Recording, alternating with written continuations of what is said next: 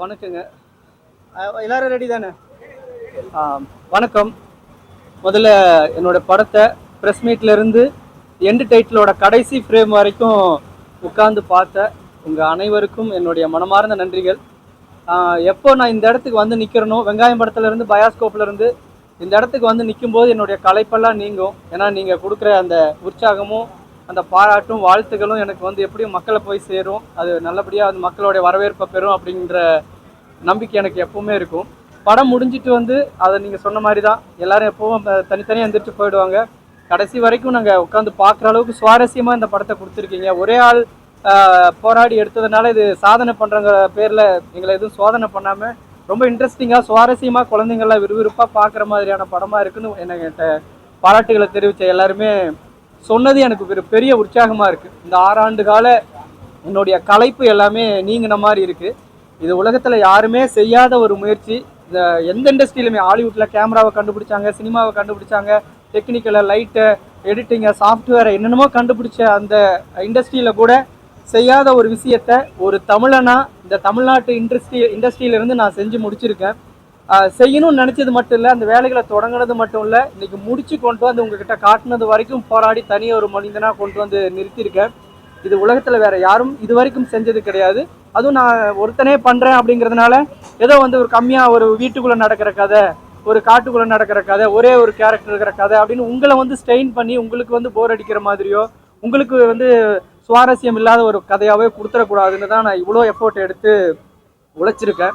அது நீங்கள் படம் பார்த்தவங்க எல்லாருடைய முகத்திலையும் எனக்கு பார்க்கும்போது தெரிஞ்சது. எங்கேயுமே போர் அடிக்காமல் முடிஞ்ச அளவுக்கு என்னால் எவ்வளோ என்னுடைய கடைசி சொட்டு எனர்ஜி இருக்கிற வரைக்கும் இந்த படத்துக்காக உழைச்சி இன்னைக்கு நைட்டு வரைக்கும் கூட 3 மணி வரைக்கும் கியூபுக்கு கரெக்ஷன் கொடுக்கறதுக்காக நானே தான் உட்காந்து எல்லாத்தையும் ஒர்க் பண்ணி திருப்பி கொடுத்துருக்கேன். இந்த உழைப்பு எல்லாம் உலகத்தில் யாருமே செய்யாத ஒரு முயற்சியை நான் பண்ணுறேன்னு சொல்லி படமாக பார்க்குற ஆடியன்ஸ்க்கு எங்கேயும் போர் அடிச்சிடக்கூடாது, படம் பார்க்குறவங்களும் திருப்தியாக உட்காந்து பார்க்கணும், நான் பின்னாடி என்ன கஷ்டப்பட்டாலும் முன்னாடி படம் பார்க்குற ஆடியன்ஸ் சேரில் உட்காந்து கஷ்டப்படக்கூடாதுன்னு உழைச்சிருக்கேன். அது ஓரளவுக்கு நான் நினச்ச அளவுக்கு நல்லா வந்திருக்கு அப்படிங்கிற நம்பிக்கை உங்கள் முகத்தெல்லாம் பார்க்கும்போது, உங்களுடைய பாராட்டுகளை கேட்கும்போது எனக்கு தெரியுது. நான் ஒரு தமிழனா உங்களுக்குள்ளே இருக்கக்கூடிய வெங்காயம் படம் மாதிரி, பயாஸ்கோப்பு மாதிரி இந்த மக்களுக்காக படம் எடுக்க வந்தோம். நான் உங்களுக்கே நல்லா தெரியும், நான் வெறும் காசு மட்டும் சம்பாதிக்கிறதுக்கு படம் எடுக்கணும்னு தான் இந்த 6 வருஷத்தில் கண்டிப்பாக நான் ஒரு 6 படம் பண்ணியிருந்தா கூட அது 3 படம் எனக்கு ஃபினான்சியலாக வந்து எனக்கு கை கொடுத்துருக்கும், நான் பெரிய பணக்காரனாக மாறி இருந்திருக்கலாம். ஆனால் இந்த சினிமாவுக்கு வந்திருக்கும், இந்த மக்களுக்கும் இந்த சினிமாவுக்கும் ஏதாவது ஒரு புதுசாக ஒன்று பண்ணணுங்கிற தவிப்போடு நான் இறங்கி இந்த வேலையை பண்ணி முடிச்சிருக்கேன். ஒரு தமிழனா திரும்பவும் ஏன் திரும்ப திரும்ப தமிழன்னு சொல்கிறேன்னா, இது எவ்வளோ டெக்னிக்கலை கண்டுபிடிச்ச இண்டஸ்ட்ரியிலலாம் கூட இதை எடுக்காத முயற்சியை எடுத்து நாங்கள் முடித்து காட்டியிருக்கேன். இது உலக அரங்கில் நிறைய இடங்களில் நான் ஃபெஸ்டிவல்லாம் போகும்போது நீ எங்கேருந்து வந்த, எப்படி இந்தியன்ஸ்க்கு இவ்வளோ எஃபோர்ட் போட முடியுது, எப்படி இவ்வளோ விஷயங்களை தெரிஞ்சுக்கிட்டு ஒரு படத்தை எடுக்க முடியுதுன்னு அவங்க கேட்குற ஆச்சரியமான வார்த்தைகள். வெளி ஜப்பான்லேருந்து வரவங்க, சைனாவிலேருந்து வரவங்க, யூஎஸில், யூகேல பல்வேறு நாட்டோட திரைப்பிரமுகர்கள்லாம் இதை வந்து பார்த்து ஆச்சரியப்படும் பொழுது எனக்கு அவ்வளோ சந்தோஷமாக இருக்கும். அதே மாதிரி இந்த தமிழ் சமூகத்தில் இருக்கக்கூடிய என்னுடைய மக்கள், என்னுடைய சினிமாக்காரங்க, என்னுடைய பத்திரிகைக்காரங்க, என்ன கொண்டாடினவங்க, எப்பவும் நான் அண்ணன் தம்பியாக நினைக்கக்கூடிய நீங்களும் என்னுடைய இந்த மாபெரும் உழைப்பை மக்கள்கிட்ட கொண்டு போய் சேர்த்துனீங்கன்னா நான் இந்த 6-7 வருஷம் பட்ட கஷ்டத்துக்கெல்லாம் எனக்கு ஒரு பலன் கிடைச்ச மாதிரி இருக்கும். உண்மையிலேயே நான் அந்த படத்தில் இருக்கக்கூடிய என்னோட முடியை பார்த்தீங்கன்னா, இப்போ எனக்கு எவ்வளோ முடி இருக்குன்னு பார்த்தீங்கன்னா தெரியும். நான் எவ்வளோ உழைச்சி, எவ்வளோ டிப்ரெஷன் ஆகி, எவ்வளோ உழைப்பை கொட்டி நான் வந்து அதை வந்து எடுத்திருப்பேன் அப்படின்னு உங்களுக்கு தெரியும். அவ்வளோ உழைச்சிருக்கேன், அவ்வளோ இழந்திருக்கேன், அவ்வளோ நாட்கள் நான் அதுக்காக ஸ்பெண்ட் பண்ணியிருக்கேன். ஒவ்வொரு ஃப்ரேமுக்கும் உட்காந்து மாதக்கணக்கில் உழைச்சிருக்கேன். அது உங்களை சுவாரஸ்யப்படுத்தும்னு நம்புகிறேன். உங்களை இப்போ நீங்கள் படம் பார்த்துட்டு வரும்போது நீங்கள் எந்த மாதிரியான மனநிலையில் இருந்தீங்களோ அதே மனநிலையில் ஆடியன்ஸ் உள்ள வரணும். ஏன்னா அது பெரிய ஹீரோ இல்லை, பெரிய ப்ரொடக்ஷன் வேல்யூ இல்லை, பெரிய கம்பெனி இல்லை, யாரும் பெரிய கம்பெனி ரிலீஸ் பண்ணலை அப்படின்ட்டு மக்கள் பார்க்க வராமல் விட்டுருவாங்க. நீங்கள் கொடுக்குற அந்த ஒரு ஆதரவில், நீங்கள் கொடுக்குற அந்த படம் பற்றி, இந்த எஃபோர்ட்டை பற்றி நீங்கள் சொல்கிற அந்த வார்த்தைகள் தான் மக்களை படம் பார்க்க வரும். ஏன்னா வெங்காயம் படத்துக்கு நீங்கள் இதை பண்ணீங்க, எனக்கு நீங்கள் செய்யாத விஷயம் இல்லை, எனக்கு செஞ்ச விஷயம்தான். அது மாதிரி எனக்கு திரும்பவும் உங்களுடைய ஒத்துழைப்பை கொடுத்து மக்களை திரையரங்கத்துக்கு வந்து பார்க்கறதுக்கான வாய்ப்புகளை நீங்கள் உருவாக்கி தரணும்னு உங்களை ரொம்ப அன்போட கேட்டுக்கிறேன். இதில் வந்து ஏன்னா இப்போ நம்ம வழக்கமாக 24 கிராஃப்ட்டும்பாங்க சார், அது கிராஃப்ட். ஆனால் டிபார்ட்மெண்ட்டுங்கிறது அப்படி இல்லை. இதில் 74க்கு மேற்பட்ட டிபார்ட்மெண்ட் பார்த்துருக்கேன். ஏன்னா நீங்கள் கிராஃபிக்ஸுங்கிறது ஒரு டிபார்ட்மெண்ட் அப்படின்னு நம்ம சொல்லிடுவோம். ஆனால் கிராஃபிக்ஸ் ஏரியாவுக்குள்ளே போனால் தான் தெரியும், அங்கே வந்து தனித்தனியாக ஒரு அனிமேஷனில் வந்து மாடலிங் இருக்குது, டெக்ஸ்சரிங் இருக்குது, அனிமேஷன் இருக்குது, டிஜிட்டல் லைட்டிங் இருக்குது, பிளண்டிங் இருக்குது. இப்படி எக்கச்சக்கமான டிபார்ட்மெண்ட் வேலைகள் நம்ம பண்ணணும். காம்போசிங்னா ஜஸ்ட் வெறும் காம்போசிட்டிங்னு சொல்லிடுவோம். அதுக்குள்ளே ஏகப்பட்ட டிபார்ட்மெண்ட் இருக்குது. இப்படி பார்த்தீங்கன்னா கிட்டத்தட்ட ஒரு 74க்கு மேற்பட்ட டிபார்ட்மெண்ட்டுகளை வந்து இதில் பண்ணியிருக்கேன். இல்லை சார், இது எனக்கு என்னென்னா, இது வரும் கின்னஸ்ங்கிறது இதுக்கு இப்போ இது முன்கூட்டி அப்ரூவ் பண்ணியிருக்கணும் அப்படின்லாம் சொல்லுவாங்க. ஆனால் நான் இதை வரும் கின்னஸ் சாதனையாளர்கள், உலகத்தில் யாருமே செய்யாத ஒரு சாதனையாளர்களால் மட்டும் செய்யக்கூடிய ஒரு விஷயமா இதை தனித்து நிறுத்திடணும் அப்படின்னு நான் நினைக்கல. இது நினச்சா முயற்சி பண்ணால் கான்ஃபிடென்ட்டோட இறங்கினா, ஒரு நல்ல கதையோடு இறங்கினா சராசரியாக நான் யார் ஒன்றும் பெரிய சாதனையாளரில் ஒரு தெருக்கூத்தோடியோட பேரன், நான் ஒரு தொழிலாளியோட மகன். எனக்கு சினிமாவில் எந்த பேக்ரவுண்டுமே இல்லை. சென்னை நோக்கி வரும்போது நான் ஒரு தனி மனிதனாக தான் இங்கே வந்தேன். அப்போ நான் எல்லா டிபார்ட்மெண்ட்டையும் கற்றுக்கிட்டு அந்த படத்தை முடிச்சிருக்கும் போது நீ எல்லாருமே பண்ண முடியுங்கிற ஒரு கான்ஃபிடென்ட்டை கொடுக்கணும் அப்படின்னு தான் நான் நினைக்கிறேன் ஒழிய இது வெறும் சாதனையாளர்கள் மட்டுமே செய்யக்கூடிய ஒரு வேலைன்னு தனித்து என்னை தனிமைப்படுத்திக்கிறதுக்கு நான் விரும்பலை. இது எனக்கு என்ன மாதிரி இயக்குநர்களுக்கு, புதுசாக வர இயக்குநர்களுக்கு, படிக்கிற பசங்களுக்கு எல்லாம் ஒரு உற்சாகத்தை கொடுத்துச்சுன்னா அதுதான் என்னுடைய சாதனை அப்படின்னு நான் நினைக்கிறேன். ஒன் மேன், ஏன்னா ஒன்னுன்னு ஏற்கனவே ஒரு படம் வந்ததுனால ஒன்னு தான் ஆரம்பத்தில் வச்சோம் சார். ஒன் மேன் ஒரு படம் வந்து ஒன்றுன்னு ஒரு படம் சென்சார் பண்ணதுனால ஒன் மேன்னு வச்சா நல்லா இருக்கும் அப்படின்னு சொன்னாங்க. இதுவும் நல்லா கேட்சிங்காக தான் இருந்தது 2 வேர்டு இருக்கும்போது. அதனால ஒன் மேன் அப்படின்னு தான் டைட்டில் சென்சாரில் பதிவு. இது 6 வருஷத்துக்கு மேலே ஆயிடுச்சு சார். இது கொரோனா பீரியடுக்கு முன்னாடியே ஆரம்பித்தேன். ஏன்னா நடுவில் இந்த படத்தை என்னால் பண்ண முடியல. ஏன்னா ரொம்ப டிப்ரெஷன் ஆகி எந்த ஃபுட்டேஜ் எங்கே வச்ச ஓவராக ஹேங் ஆகி என்னால் சுயமாகவே சிந்திக்க முடியாத அளவுக்கு ரொம்ப என்னை வந்து டிப்ரெஷன் ஆக்க விட்டுருச்சு. அப்புறம் கொஞ்ச நாள் நிறுத்திட்டு பயாஸ்கோப்னு ஒரு படம் பண்ணி எல்லா டீமோட ஒரு படம் பண்ணி கொஞ்சம் ரிலாக்ஸ் பண்ணிக்கிட்டு கொஞ்சம் தேக்கம் தேறி அப்புறம் சிக்காகோ போனேன். அங்கே கொஞ்சம் என்னை வந்து அங்கே இருக்கிற சிக்காகோ மக்கள் தெருக்கூத்து பண்ணுறதுக்காக போனேன். அங்கே நான் இந்த படமே பண்ண முடியாது அப்படின்னு கைவிட்டுட்டு தான் போனேன். அங்கே இருக்கிற மக்கள் இந்த படத்தை கேள்விப்பட்டு, சார் இது உலகத்தில் யாருமே பண்ணாத ஒரு விஷயத்தை நீங்கள் தொடங்கிட்டீங்க, நீங்கள் முடிச்சே ஆகணும்னு அவங்க கொடுத்த உற்சாகமும் அவங்க கொடுத்த எனக்கு கொடுத்த எனர்ஜியில் வந்து இந்த படத்தை முடித்தேன். இல்லை, நான் வேறு விஷயத்து இந்த படத்தை கைவிட்டுட்டேன். ஒரு கட்டத்தில் கைவிட்டுட்டு நான் ஒரு தெருக்கூத்து நடத்துறதுக்காக சிக்காகோ போனேன். அங்கே கேள்விப்பட்டவங்க, சார் இந்த படத்தை முடிச்சுன்னு சொல்லி அத்தனை எனக்கு தேவையான எனர்ஜி எல்லாத்தையுமே கொடுத்து இன்றைக்கி ரிலீஸ் வரைக்கும் எனக்கு உற்சாகம் கொடுத்தது, அவங்களுடைய கொடுத்த அந்த உற்சாகமும் சப்போர்ட்டும் தான் இந்த படத்தை கம்ப்ளீட் பண்ண வச்சுது அப்படிங்கிறத நான் சொல்றேன். என்னங்க, நான் எல்லாரையும் சந்திக்கணும்னு தான் நினைக்கிறேன் சார். இந்த படத்துக்கான அட்லீஸ்ட் ஒரு ப்ரோமோவுக்காகவாது சந்திக்கணும்னு நினைக்கிறேன். ரஜினி சாரை பார்க்கணும், கமல் சாரை பார்க்கணும்லாம் முயற்சி பண்ணிக்கிட்டே இருக்கிறேன். அவங்க பார்த்து ஏன்னா இந்த இண்டஸ்ட்ரியில் அவங்களாம் நம்ம பார்த்து வியந்தவங்க. நான் அதே மாதிரி நானும் ஒரு முயற்சி பண்ணியிருக்கும் போது அவங்க அட்லீஸ்ட் பார்த்து அப்ரிஷியேட் பண்ண, அவங்க கவனத்துக்கு போனால் கூட எனக்கு ஒரு பெரிய அப்ரிஷியேஷனாக இருக்கும் அப்படின்ட்டு நான் எதிர்பார்க்குறேன்.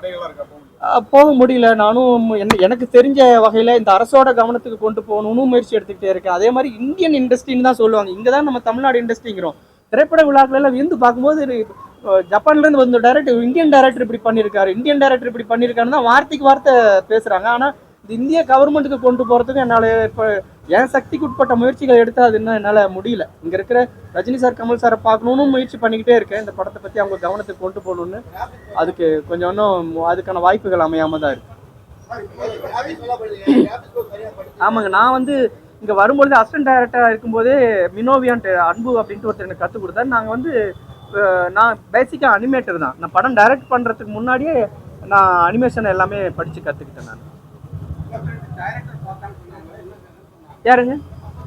ஆமாம் சார், அது வந்து அவர் பார்த்தது வந்து வெங்காயம் படத்தை சொன்னார். இங்கே வந்து டைரக்டர் யூனியனில் வந்து எல்லாரும் பார்த்தாங்க, எழுந்து நின்று கை தட்டினாங்க. கிட்டத்தட்ட அவங்க 100 பேருக்கு மேலே பார்த்தாங்க. அவங்க எல்லாருமே எந்திரிச்சு நின்று கை தட்டினாங்க. இந்த படம் தமிழ் இண்டஸ்ட்ரிக்கு ஒரு பெரிய பெருமிதம் கொடுக்கக்கூடிய படம் அப்படின்னு சொல்லி பாராட்டினாங்க.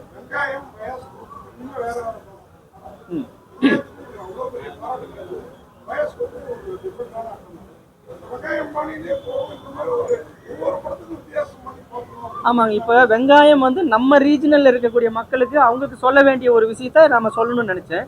இது வந்து என்னென்னா பணம், காசு, பொருள், பதவி, ஆசைன்னு நம்ம போயிட்டு இருக்க உலகம் முழுக்க எதையோ நோக்கி வேகமாக ஓடிக்கிட்டு இருக்கிற அந்த மனித சமூகம் அதெல்லாம் இல்லைடா. இந்த உலகத்தை இயக்கக்கூடிய சக்தி நீ இன்னொரு மனிதன் மேலே செலுத்தக்கூடிய அன்பு தான் இந்த உலகத்தை இயக்கக்கூடிய சக்தி அப்படிங்கிற ஒரு விஷயத்தை உலகம் முழுக்க இருக்க மக்களுக்கு சொல்லணும் அப்படின்னு நினச்சேன்.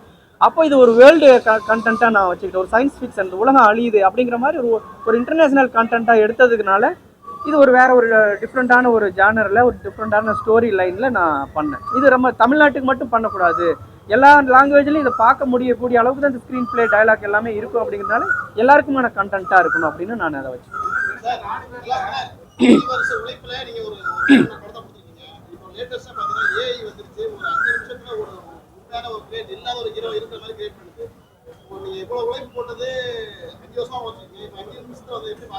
இல்ல இல்ல அது வந்து வேறங்க. அதுல என்னதான் பண்ணீங்களா அந்த பர்ஃபெக்ஷனும் எமோஷனும் இன்னும் வரல.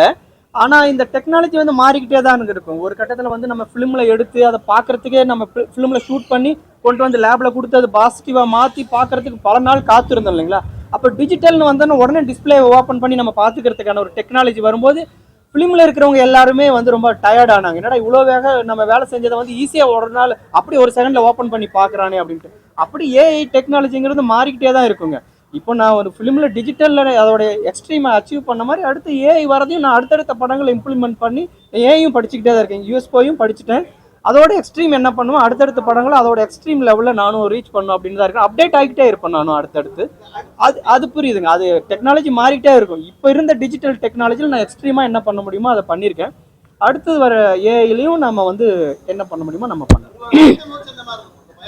கண்டிப்பா அடுத்தது ஏன்னா நிறைய அட்டம்ப்டா எடுத்து கொஞ்சம் ஒரு சின்ன டயர்டா தான் இருக்குங்க. அடுத்து ஒரு கமர்ஷியலா இன்னும் கொஞ்சம் எல்லா டீமோட சேர்ந்து ஒரு ரிலாக்ஸா ஒரு படம். எப்படி நம்ம சத்யராஜ் சொன்னாரு, நான் ஒரு படத்தை டைரக்ட் பண்ணிட்டு அடுத்து நடிக்க போகும்போது அவ்வளோ ரிலாக்ஸா ஃபீல் பண்ணேன் அப்படின்னு சொன்னார்ல, அந்த மாதிரி நான் வந்து நானே எல்லா வசதியும் பண்ணிட்டு இருந்துட்டு நான் டீமோட சேர்ந்து ஒரு படம் பண்றது அவ்வளோ ரிலாக்ஸா ஃபீல் ஆகும்னு நினைக்கிறேன். அது மாதிரியான ஒரு படம் பண்ணணும் அப்படின்னு தான் பிளான் பண்ணிட்டு இருக்கேன்.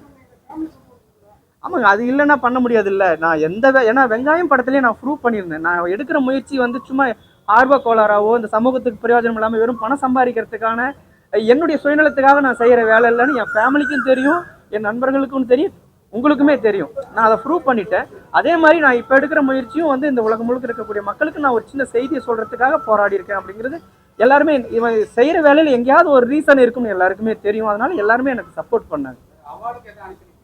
இப்போதான் அனுப்பிக்கிட்டு இருக்குங்க. நான் இப்போ நம்ம கோவா ஃபிலிம் ஃபேருக்கு நம்ம அனுப்பியிருக்கிறேன். நேஷனல் அவார்டு இது எல்லாத்துக்குமே இப்போ வரிசையாக அனுப்புறதா தான் இருக்கு.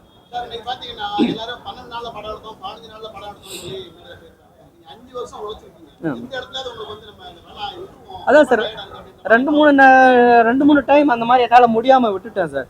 அதான் நான் சொல்லுவேன், வழக்கமாக எல்லா படத்துலையும் வந்து டைட்டில் கார்டு போடும்போது புகைப்பிடித்தல் உடல் நலத்திற்கு கேடு அப்படின்னு போடுற மாதிரி இந்த மாதிரி தனியாக எடுக்காதீங்க, அது உயிருக்கு கேடுன்னு சொல்லலாமான்னு கூட போட்டுடலாமான்னு கூட நினச்சது. அந்த அளவுக்கு ரொம்ப டிப்ரெஷன் ஆயிடுச்சு. ரொம்ப ஏகப்பட்ட வேலைகள் வந்து ஏன்னா ஒரு டைரக்ஷன் டிபார்ட்மெண்ட்டுக்கான வேலைகளை பார்த்தாலே அவ்வளோ நம்ம டிப்ரெஷன் ஆகும். இது எல்லாத்தையும் போட்டு யோசிச்சு ஒரு கிராஃபிக்ஸ் ஆர்ட் எடுக்கிறேன்னா அதுக்கு 10 இடத்துல ஷூட் பண்ணியிருப்பேன். ஒரு 4 பேர் நிற்கிறாங்க, ஒரு வெயிலில் நின்றுக்கிறேன், எல்லாமே எக்ஸ்டீரியரில் தான் இருக்கும் இல்லைங்களா? எதுவுமே ரூமுக்குள்ளே எடுத்தது, லேபை தவிர வேறு எதுவுமே ரூமுக்குள்ளே எடுத்தது இல்லை, எல்லாமே எக்ஸ்டீரியரில் எடுத்தது தான். ஏன்னா 5 கேரக்டர் ஒரு இடத்துல நின்று அந்த ஜம்ப் பண்ணுறது, அருவியில் ஜம்ப் பண்ணுறாங்கன்னு வைங்களேன்.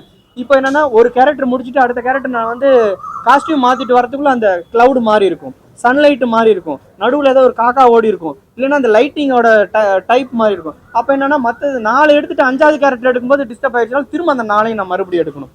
இப்படி பல வேலைகள் வந்து இது எங்கே எதை வச்சோம் எப்படி பண்ணோம், இது பயங்கர டிப்ரெஷனாக தான் இருந்துச்சு. நிறைய அதான் ஒரு வாட்டி நிறுத்திட்டேன். அதை வந்து எனக்கு பயாஸ்கோ படம் எடுத்து திரும்ப ரீஃப்ரெஷ் பண்ணிட்டு போனேன். 2வது வாட்டி பண்ண முடியாத விட்டப்போ இந்த சிக்காகோ நண்பர்கள்லாம் வந்து என்னை கை கொடுத்து என்கரேஜ் பண்ணி என்னை சப்போர்ட் பண்ணாங்க. அதில் நான் 2வது வாட்டி எடுத்து நான் திரும்ப முடிச்சிட்டேன். ஆமாம் ஆமாம், ஹெலிகாப்டர் வந்துச்சு. இல்லை ஹெலிகாப்டர் வந்துச்சு, நீங்கள் தான் கவனிக்கலாம்னு நினைக்கிறேன். ஹெலிகாப்டர் அது தொங்குறது ப்ளூ மேட்டில் ஆமாம் சார். அதாவது என்னன்னா எனக்கு தெரிஞ்சு அதாவது 500 கோடி ரூபாயில் எடுத்த படங்கள், 500 பேர் டீமோட சேர்ந்து எடுத்த படங்களே நாங்கள் உட்கார முடியாமல் வந்துட்டோம், பார்க்க முடியல, போர் அடிச்சுதுன்னு சொல்கிற படங்கள் சில இருக்குது. ஆனால் தனி ஒரு ஆளாக எல்லாத்தையும் செஞ்சு கஷ்டப்பட்டு போர் அடிக்காமல் நீங்கள் இருக்கை நுண்ணியில் வந்து பார்த்தேன் அப்படின்னு சொல்கிறதே உண்மையிலே எனக்கு நான் செஞ்ச வேலைக்கு எனக்கு கிடைச்ச ஒரு அங்கீகாரமாக நினைக்கிறேன். இல்லை என்னன்னா இப்போ முதலமைச்சர்னு மட்டும் இல்லைங்க, இப்போ ஒவ்வொரு துறைக்கும் தனியாக ஒரு துறை இருக்குது, ஒரு அமைச்சகம் இருக்குது இல்லைங்களா? திரைப்பட வளர்ச்சி துறைன்னு ஒன்று இருக்குது. அது என்னன்னா கமர்ஷியலாக எடுக்கிற படங்கள் 100 படங்கள் வரலாம். ஆனால் இந்த மாதிரி இப்போ இது வந்து உலகமே திரும்பி பார்க்கக்கூடிய வகையில் ஒரு படம் எடுத்திருக்கோம். உலகத்தில் 2 விதமான படங்கள் கவனத்தை பெறுங்க. ஒன்று வந்து பெரிய பட்ஜெட்டில் அபகலிப்டோ மாதிரி, அவதார் மாதிரி, காட்சில்லா மாதிரி எடுக்கக்கூடிய படங்கள் உலகம் முழுக்க போய் சேரும். இன்னொன்று காஸ்டாவே மாதிரி, 127 ஹவர்ஸ் மாதிரி, பரீடு மாதிரி வித்தியாசமான முயற்சிகள் எடுக்கக்கூடிய படங்கள் இருக்குல்ல, அதுவும் உலகம் முழுக்க போய் சேரும். அது இது ஒரு காருக்குள்ளேயே படம் எடுத்திருக்கான், ஒரு தனியாள் வந்து ஒரு தீவுல மாட்டி, இப்படியான படங்கள் வந்து அந்தந்த ஒரு நேட்டிவை வந்து காலம் முழுக்க அழியாத பெரிய செல்வமாக கிடைக்கும்.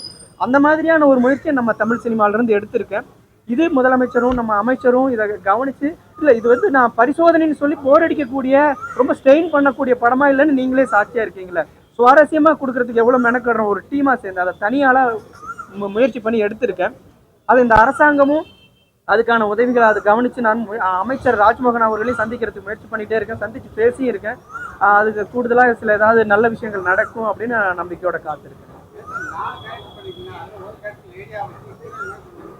இல்லைங்க, என்னன்னா நான் சொன்னேன் இல்லைங்களா, ஒரே சிங்கிள் சேம் ஷாட்டில் எடுக்கும் பொழுது அந்த லைட்டிங் வந்து மாறுறதுக்குள்ள நான் ஒரு ஒரு 15 நிமிஷத்துக்குள்ள அந்த ஒட்டுமொத்த ஷாட்டையும் நான் எடுத்து முடிச்சுன்னா மட்டும்தான் அந்த 5 ஷாட்டையும் கம்பைன் ஷாட்டை நான் முடிக்க முடியுங்க.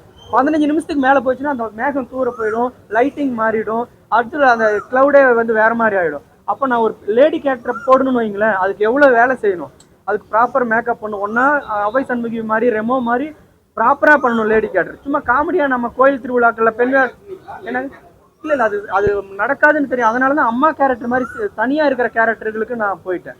அப்போ நீங்கள் இப்போ ஒரு லேடி கேரக்டர் வச்சு காமெடியாக போயிருந்துன்னு வச்சுக்கங்களேன், ஒட்டுமொத்த படமுமே உங்களுக்கு வந்து டிஸ்டர்பன்ஸாக ஒரு மாதிரி அமைச்சூராக தெரிய ஆரம்பிச்சிருக்கும்.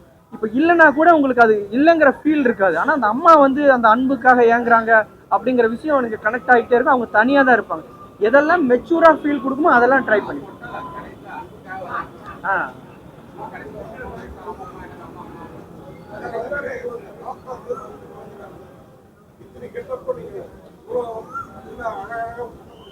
ஆமாங்க, தெருக்கூத்து கலைஞர்கள் எப்பவுமே அவங்களுக்கான எல்லா வேலைகளையும் அவங்களே பண்ணிப்பாங்க.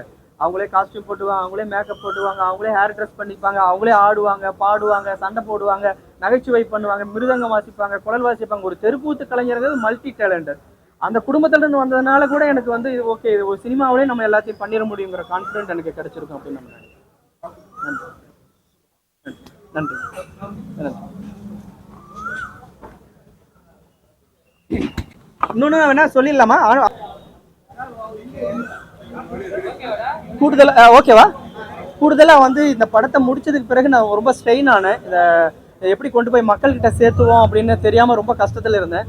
அப்போ தானு சாரோட சொன்ன ரெஃபரன்ஸ் மூலமாக நான் பிவிஆரை போய் மீட் பண்ணேன். அவங்க ரொம்ப சப்போர்ட் பண்ணாங்க. எனக்கு ரொம்ப இந்த படத்துக்கு நாங்கள் என்னென்னலாம் உதவி பண்ண முடியுமோ அதெல்லாம் பண்ணுறேன் அப்படின்னு சொல்லியிருக்காங்க. அது எனக்கு எது பெரிய தடையாக இருக்கும் அப்படின்னு நினச்சி பயந்தனோ அந்த இடத்துல ரொம்ப நான் கான்ஃபிடென்ட்டாக இருக்கேன். இந்த நிமிடங்களில் நான் வந்து பிவிஆர் நிர்வாகத்துக்கும் அங்கே இருக்கக்கூடிய அசோக் சார், பாலு சார், கதிர் சார் எல்லாருக்கும் நான் என்னுடைய நன்றிகளை தெரிவிச்சுக்கிறேன்.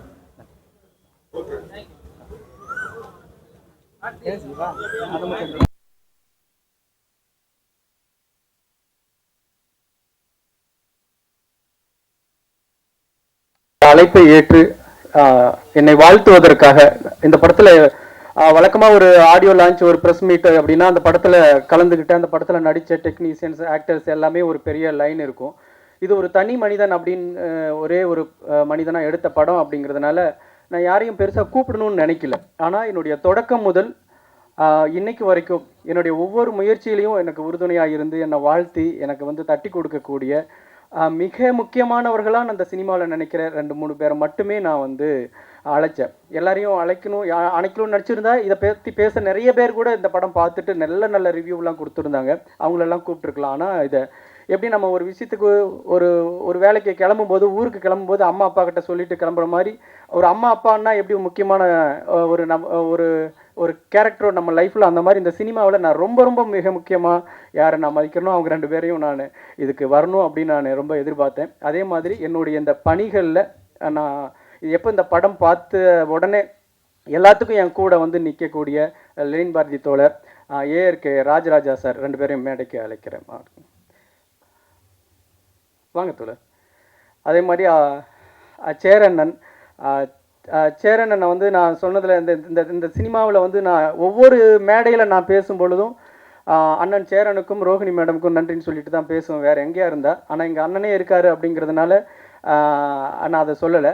ஏன்னா சேரண்ணன் எனக்கு எப்படி முக்கியமானவர் அப்படின்னு இங்கே இருக்கிற எல்லாருக்கும் தெரியும். நான் அதை வந்து சொல்லி புரிய வைக்கணும்னு அவசியமே இல்லை. நான் எந்த மேடைகள் அதுக்கு பிறகு நான் சினிமாவுக்கு வந்த பிறகு கிட்டத்தட்ட 100கணக்கான மேடைகளில் நான் ஏறியிருக்கேன். அப்போ எல்லாமே நான் சொல்லிட்டு தொடங்கக்கூடிய வார்த்தைகள் பேசுகிறதுக்கு முன்னாடி அந்த வார்த்தைகள் தான். அந்த அளவுக்கு முக்கியமானவர் எனக்கு. அண்ணனை நான் அன்போடு மேடைக்கு அழைக்கிறேன். அதே மாதிரி சத்யராஜ் சார் வந்து சங்கர் சாரோட டைரக்ஷனில் நடிச்சுக்கிட்டு இருந்த காலகட்டத்தில் நானும் போய் ஒரு இயக்குனர் எனக்கு ஒரு படம் பண்ணணும்னு சொல்லி நின்னேன். அந்த காலகட்டத்தில் ஒரு உதவி இயக்குனருக்கு வாய்ப்பு கேட்டு வந்த மாதிரியான உருவமும் வயதும் கொண்ட என்னை அங்கீகரித்து எனக்கு வெங்காயம் படத்தில் அவ்வளோ பெரிய சப்போர்ட்டாக ஒரு பெரிய தூணா பலமாக அதோட வெளியீட்டு வரைக்கும் எனக்கு உறுதுணையாக இருந்த சத்யராஜ் சார் அவர்களை நான் அன்போடு மேடை கிடைக்கிறேன். இந்த ஒன் திரைப்படத்தை வந்து நேற்றைய முன்தினம் இங்கே இயக்குனர் சங்கத்துக்காக திரையிட்டோம். படம் முடிஞ்ச பிறகு ஸ்டாண்டிங் ஓவேஷன் கொடுத்தாங்க. எழுந்து நின்று எல்லாரும் கை தட்டணும் அப்படின்ட்டு இயக்குனர் சங்க தலைவர் சொல்லி எல்லாரும் எழுந்து நின்று 5 நிமிடம் கை தட்டி உட்கார்ந்தாங்க. அந்த இயக்குனர்களுக்கும் என்னுடைய மனமார்ந்த நன்றிகளை தெரிவிச்சுக்கிறேன். ஏன்னா இந்த படம் இதை எப்படி தொடங்கின அப்படின்னு தெரியல. ஏன்னா அந்த படத்தை முடிஞ்ச பிறகு ஆர்வி உதயகுமார் சொன்ன ஒரே ஒரு வார்த்தை, தயவு செஞ்சு இங்கே யாரும் இவனை வந்து இந்த படத்துக்கு என்ன பட்ஜெட்னு கேட்காதீங்க. அப்படி ஒரு கேட்குறதே வந்து தவறான கேள்வியாக மாறிடும். அதை தவிர வேறு என்ன வேணால் கேளுங்க. ஏன்னா ஒரு 5-6 வருட உழைப்பு தான் இந்த படத்துக்கோட பட்ஜெட்டு. அது வந்து இந்த படத்தில் தெரியுது அப்படின்னு சொன்னார். நான் இந்த படத்தை எதுக்கு ஆரம்பித்தேன், எப்படி ஆரம்பித்தேன்னு எனக்கே மறந்து போச்சு. அவ்வளோ காலம் இந்த படம் எனக்கு பெரிய வேலையும் மன உளைச்சலையும் பெரிய உழைப்பையும் எடுத்துக்கிச்சு. இதுக்கு நடுவில் எத்தனையோ வேலைகளை நம்ம செஞ்சுருந்துருக்க முடியும். ஆனாலும் சரி, இதை கைவிட்டக்கூடாது, ஒரு கட்டத்துலையும் நம்ம கைவிட்டக்கூடாது அப்படிங்கிற ஒரே ஒரு நோக்கத்தில் உலகத்தில் யாரும் செய்யாத ஒரு பெரிய வேலையை கையில் எடுத்து தொடங்கிட்டோம். அது எந்த இடத்துலையாவது நிறுத்திட்டோம்னா அது நம்ம வந்ததே தெரியாமல், இப்படி ஒரு முயற்சி எடுத்ததே தெரியாமல் போயிருமே அப்படிங்கிற ஒரே உறுதியில் வந்து இதை முடிச்சிடணும் அப்படின்னு நினச்சேன். முடிச்சுட்டு இப்போ வர 21ஆம் தேதி அதை வெளியீட்டுக்கு கொண்டு வர இருக்கிறேன். இதில் எத்தனையோ இடையூறுகள், பயணங்களில் தடை எல்லாமே இருந்தாலும் இந்த வெளியீட்டுன்னு வந்து நிற்கும்போது நான் வெங்காயம் படத்தில் அனுபவிச்ச அந்த விஷயந்தான் எனக்கு ஞாபகம் வந்துச்சு. ஏன்னா எனக்கு கிடைச்ச அனுபவம் இந்த உலகத்தில் எந்த இயக்குனருக்கும் தயாரிப்பாளருக்கும் கிடைச்சிருக்காது. ஒரே படத்தை எடுத்து அதை ஒரு தோல்வியும் பார்த்து ஒரு வெற்றியும் பார்த்த ஒரே ஒரு படமும் இயக்குனர் நான் தான். முதல்ல நான் வந்து சேரனுக்கு முன் சேரனுக்கு பின் அந்த மாதிரி தான். வெங்காயம் படத்தை முதல்ல வெளியிட்டப்போ 2 நாள் 3 நாள் ஒரு 2 ஷோ 3 ஷோ யாருக்குமே தெரியாமல் அது வந்து வைண்டப் ஆகி வந்துச்சு. அதுக்கப்புறம் சேரன் நான் பார்த்த பிறகு தான் அந்த படம் வந்து சன் டிவியில் பிஸ்னஸ் ஆச்சு. மறுபடி திரும்ப 100க்கும் மேற்பட்ட தியேட்டர்களில் வந்து திரையிடப்பட்டுச்சு. என்னென்னா ஒரே படம் இப்போ 2 படம், என்னோட முதல் படம் அப்படி நடந்துச்சு, 2வது படம் இப்படி நடந்துச்சுன்னா ஓகே, அதோட கண்டென்ட்டை பொறுத்து இது மாறி இருக்கும் அப்படின்னு நினைக்கலாம்ல. அப்படி இல்லாமல் ஒரே படம், ஒரே டைட்டில், ஒரே ஆர்டிஸ்ட், அதை சரியாக ப்ரொமோட் பண்ணி அந்த இடத்துக்கு கொண்டு போய் நிறுத்தினோம்னா அது எல்லாராலையும் கவனிக்கப்படுங்கிறதையும் பார்த்தேன். அந்த இடத்துல நம்ம தப்பு பண்ணோம்னா யாருக்கும் தெரியாமல் போயிடும் அப்படிங்கிறதையும் பார்த்தேன். அப்போ நீங்கள் வெங்காயம் படத்துக்கு நீங்கள்லாம் கொடுத்த சப்போர்ட்டு, நீங்கள்லாம் கொடுத்த ஆதரவு, நீங்கள்லாம் முதல் வாட்டி நீங்கள் படம் பார்த்தப்பவே இந்த பத்திரிகைகளில் கொண்டாடினது, இதெல்லாம் தான் அந்த படத்தை காப்பாற்றி சேரண்ணனுடைய பார்வைக்கு கொண்டு போய் அது வந்து வேறு மாதிரியான ஒரு இடத்துக்கு போச்சு. இப்போ இந்த படத்தில் எல்லா வேலைகளையும் செஞ்சு யாருடைய உதவியுமே இல்லாமல் எல்லா வேலைகளும் இது ஒரு மனிதனாக செஞ்சு, ஆனால் எல்லாத்துக்கும் ஆதாரமும் வச்சுருக்கிறேன். நான் செஞ்சு முடிச்சிட்டேன். முடித்த பிறகு இப்போ நான் வந்து எனக்கு இந்த வெளியீடு அப்படின்னு வரும்பொழுது தான் இப்போ மிகப்பெரிய கவலையும் அயற்சியுமா இருந்துச்சு. எப்பெல்லாம் நான் ஏன்னா நம்ம இயக்குனர் ஒரு தயாரிப்பாளருக்கான மெட்டீரியலோடைய வாழக்கூடியவங்களாக இருந்தால் அதுக்கு தொடர்பான ஆட்களோட தொடர்பு இருக்கும். அது மாதிரியான இடத்துல நம்ம போய் ஒரு புழக்கம் இருக்கும். அது எதுவுமே நமக்கு இருக்காது. ஆனால் ஒரு தயாரிப்பாளர் நம்மளும் ஒரு பேரை வச்சுட்டு அதை வெளியிடணும்னு வரும்பொழுது இருக்கக்கூடிய பெரிய அயற்சி ஒன்று இருக்கு இல்லைங்களா? அதை தான் நான் ரொம்ப பயந்தேன். எல்லா வேலையும் நம்ம முடிச்சிட்டோம், படம் எடுத்துட்டோம், எடிட்டிங் பண்ணிட்டோம், கிராஃபிக்ஸ் பண்ணிட்டோம், டப்பிங் பண்ணிட்டோம், எல்லாமே நம்ம உட்காந்து பண்ணிட்டோம். இதை வெளியிடுறதுக்கு என்னடா பண்ண போகிறோம் அப்படிங்கும்போது தான் எனக்கு ஒரு பெரிய மலைப்பாக இருந்துச்சு. ஏன்னா ஏற்கனவே நான் ஒரு அடி வாங்கியிருக்கேன். அப்போ தான் அந்த தானு சார் படம் பார்த்தார். படம் பார்த்துட்டு ரொம்ப ஆச்சரியம். அவர் கொடுத்த எனக்கு ஆஃபர்லாம் வேறு வேறு ஆஃபர். அவர் வந்திருந்தால் அவர் வாயிலேயே சொல்லியிருக்கலாம். மிகச்சிறந்த ஒரு வார்த்தைகளை சொன்னார். அப்போ நான் ரிலீஸ் பண்ணுறேன் சார் அப்படின்ட்டு போய் நான் அவர்கிட்ட உட்காரும் பொழுது நான் எப்படி தயாரிப்பாளர், ஓகே, ஒரு டிஸ்ட்ரிபியூட்டர் எங்கே பிடிக்க போகிறோம், இதுக்கு மீடியாட்டர் யார், எந்த ஊருக்கு எங்கே நம்ம திரையரங்களை கொண்டு போய் சேர்த்த போகிறோம். ஏன்னா எல்லா படைப்புகளையும் கொண்டாந்துட்டு மக்கள்கிட்ட கொண்டு போய் சேர்த்தும் போது தான் பெரிய பிரச்சனையாக உருவாகுது. மக்கள்கிட்ட போய் சேரல, இல்லை இது மட்டும் நீ நல்லா ப்ரொமோஷன் பண்ணி நல்லா தேட்டர் போட்டிருந்தீங்கன்னா எல்லாம் சூப்பராக வந்திருக்குன்னு எத்தனையோ படங்களுக்கு நம்ம சொல்லி கேள்விப்பட்டிருக்கோம். அந்த மாதிரி இந்த 5-6 வருட கால உழைப்பை வந்து இந்த தேட்டர் கிடைக்காம, நம்ம சரியான டிஸ்ட்ரிபியூட்டர் கிடைக்காம நம்ம வந்து இந்த படத்தை வீணடிச்சிருவோமோ அப்படிங்கிற ஒரு கவலையில் தானு சார்கிட்ட நான் போய் சொல்கிறேன், சார் எனக்கு வந்து எப்படி ரிலீஸ் பண்ணுறது என்னன்னே ஒரு குழப்பமாக இருக்குது, நீங்கள் எனக்கு கொஞ்சம் கைட் பண்ணணும் அப்படின்ட்டு. தானு சார் ஒரே ஒரு வார்த்தை தான் பிவிஆருக்கு ஃபோன் பண்ணார். பிவிஆருக்கு ஃபோன் பண்ணி நான் ஒரு ஒன் மேன் அப்படின்னு ஒரு படம் பார்த்தேன், எக்ஸ்ட்ராடினரியான ஒரு படம், ரொம்ப மிரண்டுட்டேன் அப்படின்னு. அதுக்கப்புறம் அவர் சொன்ன ஒரு 10 வார்த்தைகள் இருக்கு இல்லைங்க, அந்த 10 வார்த்தைகளும் சாதாரண வார்த்தைகளில் பொன்னெழுத்துக்களால் பொறிக்கப்படிய வார்த்தைகள் அப்படின்னு தான் சொல்லலாம். நீ போய் உடனே பிவிஆரில் போய் மீட் பண்ணுப்பா அப்படின்னாரு. அப்போவே அங்கேருந்தே கிளம்பி பிவிஆருக்கு போனேன். நான் போக யோசிச்சுட்டே போகிறேன். தானு சார் ஓகே, அவர் ஒரு கலை ஞானி, அவர் ஒரு சினிமாவில் இத்தனை ஆண்டு காலமாக எத்தனையோ படங்களை வந்து எத்தனையோ கலைஞர்கள் உருவாக்குனவர். அது ஒரு நல்ல படத்தை காப்பாற்றணும், நல்ல படத்தை கொண்டு போய் மக்கள்கிட்ட சேர்த்தணும். இது உலகத்தில் யாருமே எடுக்காத முயற்சி. ஏன்னா வெளிநாடுகள்லாம் இந்த படத்தை நம்ம ஃபெஸ்டிவலுக்கெல்லாம் கொண்டு போகும்போது இப்படி ஒரு முயற்சின்னு சொல்லும்போதே ஆச்சரியப்பட்டு அப்படியே வாவ் அப்படிம்பாங்க. நம்ம ஊரில் அதை எப்படி எடுத்துக்குவாங்க? நம்ம ஊர் ஆடியன்ஸோட மனநிலை எல்லாத்தையும் ஒரு கேள்வியோட மனநிலையோடய அணுகிடுவாங்களோ அப்படிங்கிற பயத்தோடு நான் யோசிச்சுக்கிட்டே இருக்கேன். ஏன்னா பிவிஆருங்கிறது ஒரு கமர்ஷியல் ஒரு நிறுவனம். அது வந்து எது வியாபாரமாகுதோ அதை போட போகிறாங்க, எது காசு வருதோ அதை போட போகிறாங்க அப்படின்னு நினச்சிட்டு இவங்க இப்படி சொன்னால் என்ன சொல்லலாம்? இல்லை ஆர்டிஸ்ட் யாருன்னு கேட்பாங்க. இது ஆர்டிஸ்ட்டை வச்சு பண்ண முடியாது. ஏன்னா ஒரு கதாநாயகன், தெரிஞ்ச கதாநாயகன் இருந்தால் இந்த படத்தை வந்து உடனே மக்கள் வந்து பார்த்துருவாங்க. அப்படின்னா அது ஒரு தெரிஞ்ச கதாநாயகன், ஃபெமிலியராக இருக்கிற ஒருத்தர் அவரே கேமரா எடுத்துகிட்டு போய் அவரே எடிட் பண்ணி அவரே பார்க்க முடியாதுங்கிற ஒரு சூழல். அப்போ நான் பண்ணுறேன் அப்படின்னா எனக்கு இந்த ஃபேஸ் வேல்யூவோ எனக்கு யாருன்னே தெரியாது. இப்போ நான் தான் பண்ணி ஆகணுங்கும் போது வேறு வழி இல்லை, நானே இந்த ஒரு ஆள் நடித்த படம் அப்படிங்கிறதுனால இந்த அட்டம்ப்டை எடுக்க வேண்டியதாக போயிடுச்சு. இப்படி கேட்டாங்கன்னா பிவிஆரில் கேட்டாங்கன்னா என்ன சொல்கிறது? அக்செப்ட் பண்ணுவாங்களா? ஆர்டிஸ்ட் இல்லைன்னு சொல்லுவாங்க. எப்படி ரிலீஸ் பண்ண போகிறீங்க? பேனர் வேல்யூ என்ன? இதெல்லாம் கேட்பாங்களே அப்படின்ட்டு போய் உட்கார்றேன். சார் தானு சார் சொன்னார், இதுதான் என்னுடைய படம், ஒரு 5-6 வருட கால உழைப்பு, இந்த உலகத்தில் யாருமே எடுக்காத ஒரு முயற்சி. நீங்கள் எங்கே வேணாலும் செக் பண்ணி பாருங்கள், நெட்டில் இதெல்லாம் செக் பண்ணி பாருங்கள். நான் உங்களை நம்பி வந்திருக்கேன் சார், எனக்கு இது தேட்டரில் கொண்டு போய் நீங்கள் போட்டு கொடுக்கணும் அப்படின்னு. பிவிஆர் அலுவலகத்தில் உட்காந்துட்டு கொஞ்ச நேரம் அப்படியே அமைதியாக இருந்தாங்க, பார்த்துக்கிட்டே இருந்தாங்க. அவர் அசோக், பாலா, கதிர் அப்படிங்கிறவங்க உட்காந்து பார்த்துக்கிட்டே இருக்காங்க. சார், இந்த முயற்சி உலகத்தில் யாருமே எடுக்காத ஒரு முயற்சி, தமிழ்நாட்டில் நீங்கள் எடுத்திருக்கீங்க. எப்படி நீங்கள் தொடங்கும் போது உங்கள் அப்பா அம்மா, உங்கள் குடும்பத்தில் இருக்கிறவங்க, உங்கள் நண்பர்கள்லாம் சப்போர்ட் பண்ணியிருப்பாங்க. அப்புறம் உங்கள் இயக்குநர்கள் இங்கே இருக்கிறவங்களாம் சப்போர்ட் பண்ணியிருப்பாங்க. ஒவ்வொரு கட்டத்துலையும் ஒவ்வொருத்தர் சப்போர்ட் பண்ணியிருப்பாங்கல்ல. அந்த மாதிரி எங்களுடைய பங்களிப்பாக நாங்களும் உங்களுக்கு சப்போர்ட் பண்ணுறேன் சார் அப்படின்னு சொல்லி ஒரு வார்த்தை சொன்னாங்க. எனக்கு அவ்வளோ ஆச்சரியமாக இருந்தது. ஏன்னா ஒரு முக்கியமான ஒரு வணிக நிறுவனம் ஒரு சின்ன படங்களுக்கு கொடுப்பாங்களா? அவங்க தேட்டர் ஃபுல்லாகக்கூடிய ஓவர் ஃப்ளோ ஆகக்கூடிய படங்களை தானே முக்கியத்துவம் கொடுப்பாங்க அப்படின்னு நினச்சேன். இந்த படத்துக்கும் நாங்கள் கை கொடுக்குறோங்க. உங்கள் படம் ஒரு அரிய முயற்சி. கண்டிப்பாக நாங்கள் வந்து இதை வந்து மக்கள்கிட்ட கொண்டு போய் சேர்த்துறதுக்கு எங்களோட பங்களிப்பு என்னவோ அதை கண்டிப்பாக நாங்கள் செய்வோம் அப்படின்னு சொல்லி, எனக்கு அதாவது பெரிய தடைக்கல்லாவே இருந்து எனக்கு அந்த இடம் தான், எப்படி கொண்டு போய் சேர்த்த போகிறோமோ அப்படின்னு.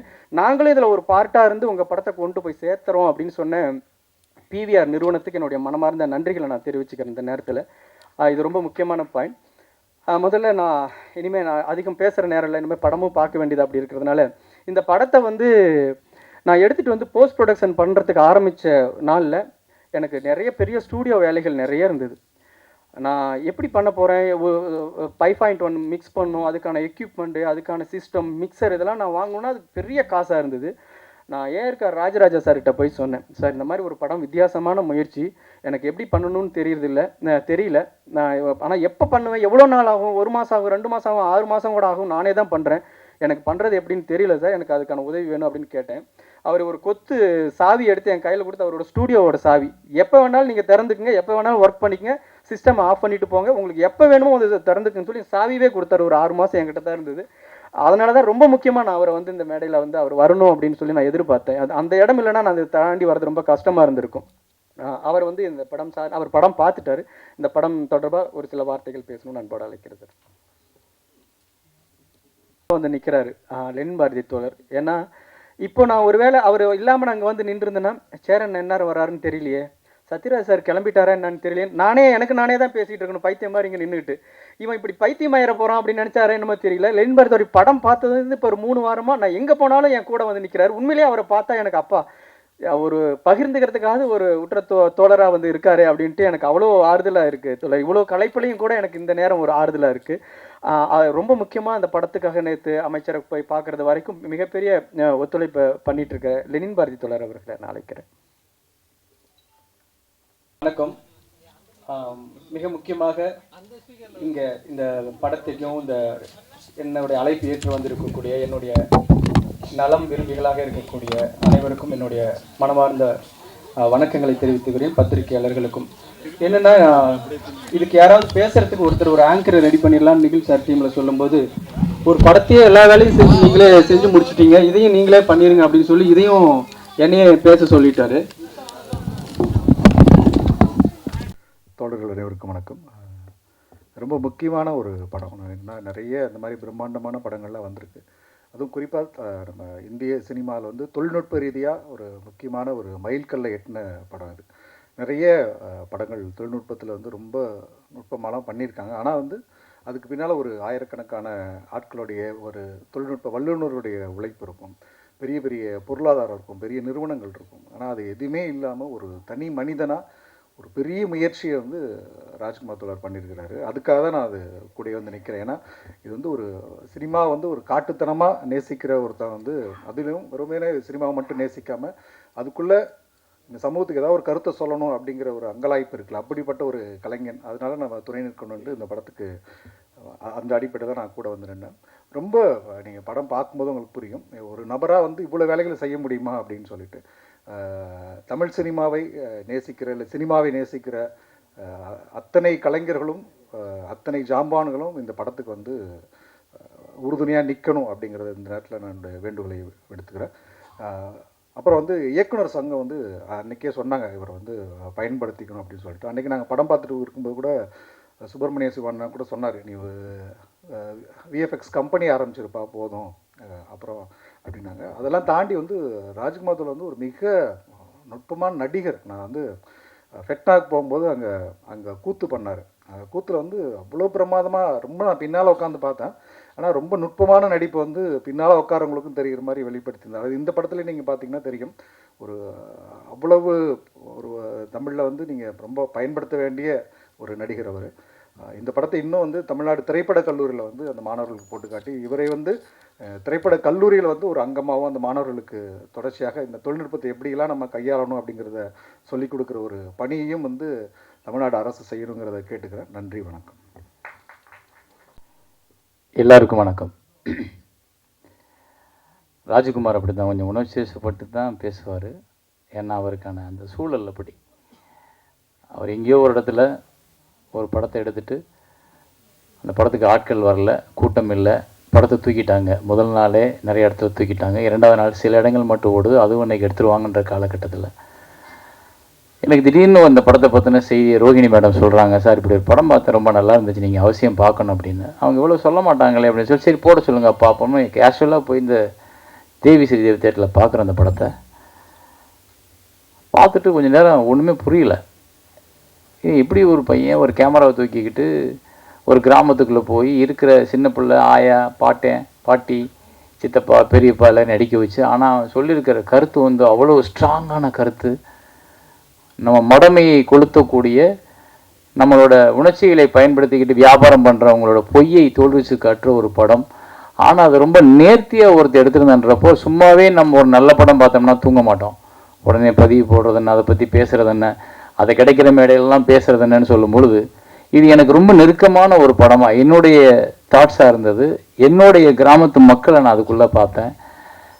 என்னோட கிராமமும் என்னோட மக்களும் உள்ளுக்குள்ள இருக்கும்போது என்னால் அதை விட்டு விடுபட்டு வெளியே போக முடியாமல், சரி அந்த படத்தை என்ன பண்ணலாம் அப்படின்றப்ப, நல்லா இருக்கு இது ஏன் ஓடலைன்னு கூப்பிட்டு பேசும்போது அவர் இப்படி சொல்லும்போது, அதை அந்த அந்த நேரத்தில் என்னை யாரும் நிறைய பேர் தூக்கி சுமந்துருக்காங்கல்ல, அப்போ நான் எனக்கு கிடைக்கிற வாய்ப்பப்போ நான் ஒருத்தனை தூக்கி சுமக்கணும்ல, அதான தர்மம். அந்த இடத்துல நான் சங்கர் ராஜ்குமாரை தூக்கிக்கிட்டேன் தோள் மேலே. அப்புறம் எல்லா இயக்குநர்களையும் கூப்பிட்டு அந்த படத்தை பாருங்கன்னு சொன்னோன்னே, இப்போ சங்கர் ராஜ்குமார் கூப்பிடும்போது யாருன்னு தெரியல, வர முடியல அப்படின்றப்போ, அப்போ நான் கூப்பிட்டோன்னா அதுக்கு ஒரு அடையாளம் கிடைக்குது. எல்லா இயக்குநர்களும் வர்றாங்க. கிட்டத்தட்ட 52 பேர் இன்றைக்கி படம் பார்க்குறாங்க இயக்குநர்கள். அன்றைக்கி லோகேஷ் கனகராஜ் படம் பார்த்தது மாதிரி அன்றைக்கி போனேன் லோகேஷோட டிசி பார்க்கறதுக்கு. எல்லா இயக்குநரும் இங்கே இருந்தாங்க. எனக்கு இதே மாதிரி ஒரு காட்சி ஏற்கனவே அரங்கேறி இருக்கேன் வெங்காயத்தில், அப்படி தான் தோணுச்சு. அத்தனை இயக்குநர்கள் இருந்தாங்க. அப்போ அந்த வெற்றி இருக்கும்போது நம்ம கூப்பிட்டா எல்லாமே நடக்கும். அதை அன்னைக்கு நான் பார்த்தேன். அதை இப்போவும் அது நடந்துச்சு, அன்னைக்கு அது நடந்துச்சு. அப்போ எல்லா டைரக்டரும் பார்த்துட்டு எல்லாரும் வெயிட் பண்ணி இந்த படத்துக்கு ஒரு படம் பார்த்தா சில டைரக்டர்லாம் சொல்லாமல் கொள்ளாமல் பின்வழியை ஓடி போயிடுவோம் படம் நல்லா இல்லைன்னா. ஆனால் அத்தனை பேரும் நின்று அந்த திரைப்படத்தை வேல்யூ பண்ணி நின்று பேசினாங்க. அந்த 52 டைரக்டர்ஸ் பார்த்ததும் அதை பூரா கட் பண்ணி ஒவ்வொரு டைரக்டரோட கருத்துக்களையும் வீடியோவாக மாற்றி அவரோட படத்தை இடையில இணைச்சி அதை கொண்டு போய் சன் டிவியில் போட்டு காட்டினேன். சார் இப்படி இவ்வளோ டைரக்டர் சொல்லியிருக்காங்கன்னா ரொம்ப நல்ல படமாக தான் சார் இருக்கும் அப்படின்னு சொல்லிட்டு முதல்ல 5 ரூபாய்க்கு வாங்காத அந்த படத்தை 52 லட்ச ரூபாய்க்கு விற்றோம். அந்த ஒரு முயற்சியில் அந்த 52 லட்சத்தை வச்சு 30 ரூபாய் வியாபாரம் பண்ணுறதுக்கு வச்சுக்கிட்டு இந்த அந்த 20 ரூபாய் நீ வச்சுக்க, 30 ரூபாயை வச்சு விளம்பரம் பண்ணணும்னு சொல்லிட்டு மறுபடிக்கும் தியேட்டர் பிடிச்சி மறுபடிக்கும் அந்த படத்தை திரையரங்கத்தில் சேரன் வழங்கும் பெருமையுடன் வழங்குன்னு போட்டு வெங்காயம் அப்படின்னு போட்ட உடனே தேட்டருக்காரங்க அப்புறம் தேட்டர் கொடுத்தாங்க. மறுபடியும் அது 1 வாரமோ 10 நாளோ ஓடிச்சுல்ல, 10 நாள் ஓடிச்சு அந்த படம். ஆனால் ஒரு நல்ல கலெக்ஷனை பார்த்தோம். அது கொஞ்சம் அவருடைய சுமையை கொஞ்சம் இறக்கி வைக்க அது உதவுச்சு. இது சங்ககிரி ராஜகுமார் இல்லை, அந்த திரைப்படம் தான் அதுக்கு காரணம். சங்ககிரி ராஜகுமார் எனக்கு முன்ன பின்ன தெரியாது யாருன்னு. என்னை அந்த உந்துதலுக்கு தள்ளுனது அந்த திரைப்படம். அது மாதிரி நிறைய திரைப்படங்கள் நம்ம பார்த்துருக்கோம். நமக்கு அந்த கடமை அது. நம்ம உண்மையான சினிமாவை நேசிக்கிறவர்களாக இருந்தால் கண்டிப்பாக நம்ம அதை செஞ்சே தீரணும். அதை விட்டு வெளியே போக முடியாது. அவ்வளோதான் எனக்கும் சங்கர் ராஜகுமாரோட பந்தம். ஆனால் அவர் அந்த உதவியை இன்னைக்கு வரைக்கும் மறக்காமல் பெருசாக எடுத்துக்கிட்டு அதை பற்றி பேசும்போது ஒவ்வொரு இடத்துலையும் சொல்லும் பொழுது இப்போ தான் எனக்கு தோணுச்சு, சேரன்ற பேருக்கு அடிக்காதீங்க, பாவம் அவர் தான் எனக்கு உதவி பண்ணான்றப்போ அவர் என் மேலே வச்சுருக்க கருணை அது நல்லது, சந்தோஷம். ஆனால் அவர் அப்படி தான், இவரோட படங்கள்லாம் வந்து இவர் சம்பாதிக்கிறதுக்கு சினிமாவுக்கு வரல. இவர் மண்டைக்குள்ளே நிறைய அரிப்பு, நிறைய உள்ளுக்குள்ளே யோசிச்சு சினிமாக்கெல்லாம் நிறைய பார்க்குறாரு. அப்போ சாதாரண சாமானியனும் ஒரு சினிமாவை எடுத்துட முடியும், சாமானியன்கள்கிட்டையும் சினிமாவை கொண்டு போய் சேர்த்துட முடியும், சாமானியன்களையும் சினிமாவுக்குள்ளே பயன்படுத்திட முடியுன்ற ஒரு பெரிய கர்வம் அவருக்கு உண்டு. அவரோட அடுத்த படம் கூட பயாஸ்கோப் பார்த்தீங்கன்னா அந்த வெங்காயம் எடுத்த கதையவே ஒரு படமாக எடுத்திருப்பார். வெங்காயத்துக்கு ஒரு கஷ்டப்பட்ட அந்த கதையை எடுக்க அதை திருப்பி ஒரு படமாக்குனார். அந்த படமும் எனக்கு ரொம்ப ரசித்து பார்த்தேன். இது என்ன இப்படி இவ்வளோ, இவர்கிட்ட ஒரு நல்ல நகைச்சுவை உணர்வு இருக்கும். அந்த நகைச்சுவை உணர்வு அந்த படத்துக்குள்ள இருந்துச்சு. அந்த ஆயா பாட்டி எல்லாரும் அதை பேசுனது எல்லாமே ரொம்ப. நம்ம ஊரில் என்ன ஒரே ஒரு பிரச்சனைனா, இந்த பெரிய நடிகர்கள் கமர்ஷியல் படங்கள் இதையே பார்த்துட்டு தியேட்டரை ஃபில் பண்ணுற கூட்டங்கள் இந்த மாதிரி படங்களை நழுவ விட்டுறாங்க. அப்புறம் எங்கேயோ ஒரு ஓடிடி பிளாட்ஃபார்ம், சார் அந்த அந்த படம் ரொம்ப நல்லா இருந்துச்சு சார், அந்த படம் ரொம்ப நல்ல படம் சார், நீங்கள் அதில் என்ன சார் பண்ணீங்க அப்படின்னு கேட்குற அளவுக்கு அந்த படம் இருக்குது. ஆனால் தியேட்டரில் அதுக்கான ரெஸ்பான்ஸ் குறைவாக இருக்குது. அது காரணம் வந்து நம்ம தான் அந்த படத்தை முன்னிறுத்தணும். நம்மன்னா நீங்கள் தான் அந்த மாதிரியான திரைப்படங்களை முன்னாடி மக்கள்கிட்ட கொண்டு போய் நிப்பாட்டினா முதல் ஷோ, முதல் விமர்சனம், முதல் ரிவ்யூ உங்கள் மூலமாக தான் வெளியே போகுது. அப்போ அந்த மாதிரி படங்களுக்கு எப்படி இப்போ இந்த படமே சார் பார்த்தீங்கன்னா 1 அப்படின்றது வந்து இந்த படத்தில் இருக்க எல்லாமே ஒரே ஆள். இந்த புது முயற்சிக்காகவே நம்ம அதை பாராட்டணும். ஆனால் அந்த புது முயற்சியை சிறப்பாக செஞ்சுருக்கிற ராஜ்குமார். அந்த படத்தை பார்த்துட்டேன், ஒரு 2 வருஷம் 3 வருஷம் இருக்குன்னு நினைக்கிறேன்ல, முதல் வருஷம். அப்போ நான் பார்த்துட்டு அந்த படத்தை பார்க்கும்போது எனக்கு என்னப்பா நீயே இவ்வளவையும் தூக்கி சுமந்துருக்கியே, எப்படி இது முடிஞ்சிச்சா எப்படி? அப்போவே அவர் கொஞ்சம் நல்லா இருந்தது. ஆனால் அது இப்போ மறுபடியும் இன்னும் நிறைய மாற்றி ரீஷூட் பண்ண மாதிரி திருப்பி ரீஒர்க் பண்ணி சிஜியில் எல்லாம் எல்லாத்தையும் மாற்றி இப்போ இந்த அப்போ பார்க்கும்போது இல்லை, இப்போ இருக்குதுலாம். இதில் தொங்குறது நீங்கள் தான், மேலே இருக்குது நீங்கள் தான். அந்த மாதிரி படத்தில் வந்தீங்கன்னா இப்போ நம்ம ராஜகுமாராக தெரிவார், ஆனால் வேறு ஆளாக தெரிவார். அதுக்கு எவ்வளோ மெனக்கடன் பாருங்க. ஒரே ஆள் நடித்து, ஒரே ஆள் இயக்கம் பண்ணி, ஒரே ஆள் ஒளிப்பதிவு பண்ணி, ஒரே ஆள் லைட்டு பார்த்து, ஒரே ஆள் எடிட் பண்ணி, ஒரே ஆள் சவுண்ட் ரெக்கார்ட் பண்ணி, இது எல்லாத்துக்கும் அவ்வளோ டைம் எடுக்கும். கிட்டத்தட்ட 3 வருஷம் 4 வருஷம்ன்றது உங்களுக்கு குறைவு. இன்னும் 10 வருஷம் கூட ஆகலாம் ஒரு சில படங்கள், அப்படிலாம் நடந்திருக்கு. ஸோ இந்த உழைப்பு உங்களை அடையாளப்படுத்தும். அப்புறம் இன்னொரு படம் இவர் ஒன்று பண்ணி வச்சுருக்காரு, இன்னும் ரிலீஸ் பண்ணலன்னு நினைக்கிறேன். அந்த காட்டுக்குள்ளே எடுத்த படம் என்ன படத்து பேர்? நெடும்பா. அதை நாங்கள் வந்து எங்கள் C2H வாங்கி ரிலீஸ் பண்ணுறதுக்காக வாங்கினோம். அது ஒரு அற்புதமான படம். கண்ணீர் வந்துடும் கடைசியில். அது எல்லோரும் நடிச்சிருப்பாங்க. இவங்க அப்பா ஒரு தலை சிறந்த நடிகர். அவங்க அப்பாவை தான் எனக்கு வெங்காயத்தில் ரொம்ப பிடிச்சிச்சு. அந்த கூத்து பாட்டு பாடுறவராக இருப்பார். அந்த நடு ரோட்டில் மகளுக்காக பிச்சை எடுத்து ரோட்டில் நின்று பாடுவார். அந்த வேஷம் வந்து எக்ஸ்ட்ரானரி. அதே மாதிரி அவர் ஒவ்வொரு படத்திலும் நடிக்கிற. இப்போ கூட யாரோ ஒரு படத்தில் நடிக்க வச்சுருந்தாங்க,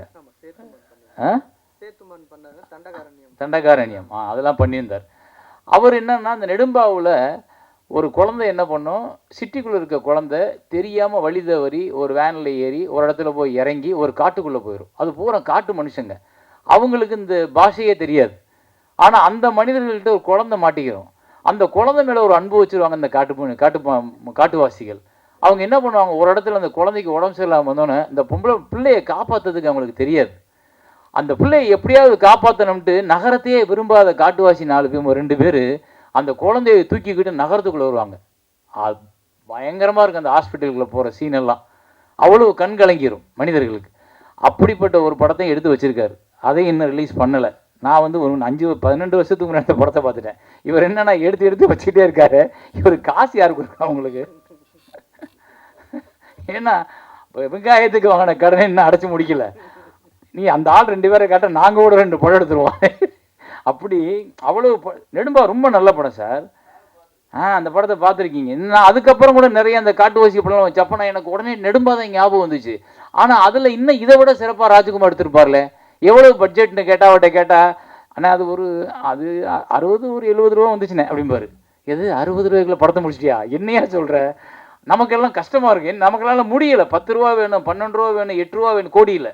ஆனால் இவருக்கு 60 ரூபா லட்சத்தில் போதுமானது ஒரு படம் எடுக்கிறதுக்கு. அப்போ அப்படிப்பட்ட ஒரு சிறப்பான படங்களை நம்ம தமிழ் சினிமா எடுக்க முடியும். அப்படிப்பட்ட இயக்குனர்கள், அப்படிப்பட்ட எழுத்தாளர்கள் நிறைய இருக்காங்க. ஆனால் அவங்கள தவிர்த்துட்டு நம்ம எல்லாரும் 50 கோடி, 100 கோடி, 200 கோடி, 15 கோடி அதுக்கு மேலே தான் படம் இருக்கிறத நம்ம பார்க்குறோம், எழுதுகிறோம், ரசிக்கிறோம், கைத்தட்டுறோம். அதுதான் கல்லாப்பெட்டி நிரப்புது. ஆனால் நம்மளோட அடையாளங்களாக இன்னும் நிற்பது நல்ல திரைப்படங்களாக இருக்கக்கூடிய இயக்குனர்கள், எழுத்தாளர்கள் எழுதின அந்த திரைப்படங்கள் தான் உங்களுக்கு நல்ல பேர் சொல்கிற படங்களாக இருக்கக்கூடியது. அந்த பேர் சொல்கிற படங்களோட வரிசையில் தான் தம்பி ராஜ்குமாரோட படங்கள் கண்டிப்பாக இருக்குது. இன்னைக்கு அவர் சரியாக அங்கீகரிக்கப்படவில்லை என்றாலும் ஒரு 10-15 வருஷம் கழித்து அவருடைய புகழை இந்த சினிமா கொண்டாடும், கண்டிப்பாக கொண்டாடும். அவருக்கான உரிய அங்கீகாரம் கண்டிப்பாக கிடைக்கும். ஏன்னா இப்படி ஒரு முயற்சியை சினிமாவுக்காக திரும்ப திரும்ப திரும்ப ஒருத்தர் எடுத்துக்கிட்டே இருந்தானா அவனை ஒரு நாள் சினிமா கொண்டாடியே தீரும். அது வேறு வழியே இல்லை. நம்ம அப்படி நிறைய பேரை பார்த்துருக்கோம். நிறைய பேருக்கு அந்த லைஃப் கிடைச்சிருக்கு. அதே மாதிரி அவருக்கும் கிடைக்கணும், அவர் ஜெயிக்கணும். அப்போ கூட நான் சொன்னேன் அவர்கிட்ட, வெங்காயம் முடிஞ்சோடனே கொஞ்சம் நல்ல கதையெல்லாம் எழுதுறாரு, நமக்கு ஏற்ற கதை மாதிரி இருக்கு, இந்த படத்தில் நம்ம ஒரு வேஷம் மறந்துருக்கலாமே அப்படின்னு நான் அவரை கூப்பிட்டு, நல்ல கதை எழுதலை, அது ஏன் போய் சேர மாட்டேங்குதுன்னா நடிகர்கள் இல்லை, நாங்கள் கூட எல்லாருக்கும் தெரிஞ்ச நடிகர் தான், எனக்கு தெரியும் எல்லாத்துக்கும், நீ நல்ல கதை எனக்கு சொன்னீன்னா நம்ம சேர்ந்து ஒரு படம் பண்ணணும். மாட்டானே தம்பி, அங்கே மட்டும் வரவே மாட்டான், அந்த பக்கமே திரும்ப மாட்டான். ஏன்னா அவன் படத்தை கெடுக்கிறதுக்கு அவன் தயாராக இல்லை. ஆனால் அந்த அந்த அந்த இடத்துல ஒருத்தன் சரிஞ்சிட்டான்னா, இல்லை அந்த ஆசைகளுக்கு இடம் கொடுத்துட்டான்னா அவங்ககிட்ட இருக்க உண்மை காணாமல் போயிடும். அதை நான் புரிஞ்சுக்கிட்டு அப்புறம் நான் கட்டாயப்படுத்துறதை விட்டுட்டேன். ஏன்னா அந்த உண்மை இப்போ அவர் நிறைய இடங்களில் நானும் ராஜ்குமாரும் சந்திச்சுக்கிட்டே இருப்போம், போவோம் ஒவ்வொரு விஷயமா. இப்போ நான் கடைசி எடுத்த ராமதாஸ் ஐயாவோட படத்துக்கு கூட எனக்கு முன்னாடி இந்த கதையை எழுத உட்கார்ந்த ஆள் அவர் தான் ஐயாவோட படத்தை கதையை எழுதி எடுத்து பண்ண வேண்டியது. அது ஒரு சில காரணங்களால் அவங்க அதுக்கு ஒரு வேல்யூ வேணும், அதை இப்படி எடுக்கணும் அப்படி எடுக்கணும், தயாரிப்பாளர்லாம் சேர்ந்து என்னையை பேசும்போது என்கிட்ட ராஜ்குமாரை இன்ட்ரடியூஸ் பண்ணி இவர் கதை எழுதி வச்சு, ராஜ்குமார் தெரியுமே தம்பி தானே, அப்போ அவர் நிறைய குறிப்பெழுதி வச்சுருக்காரு, நீங்கள் எடுத்துக்கின்றப்ப எனக்கு நெருடுது. அவன் எடுக்க போகிற படத்தை, அவன் எடுக்கணும்னு நினச்சி எழுதின படத்தை நான் ஏன் எடுக்கணும் அப்படின்னு சொல்லிட்டு நான் ராமதாஸ் ஐயாட்டே சொல்கிறேன், தம்பி எடுக்கட்டும், நான் வேணா சப்போர்ட் பண்ணுறேன் கூட. ஏன்னா அவன் ஒரு கனவு இருந்திருக்கும், அவனுக்கு ஒரு அடையாளம் வேணும், அவன் ஒரு அழகாக அந்த கதையை தொகுத்துருப்பான், அப்போ அதை போய் நான் எடுக்கணும்னா தட்டி பறிச்சது மாதிரி இருக்கும் அப்படின்னு நான் அவர்கிட்ட சொல்கிறேன்.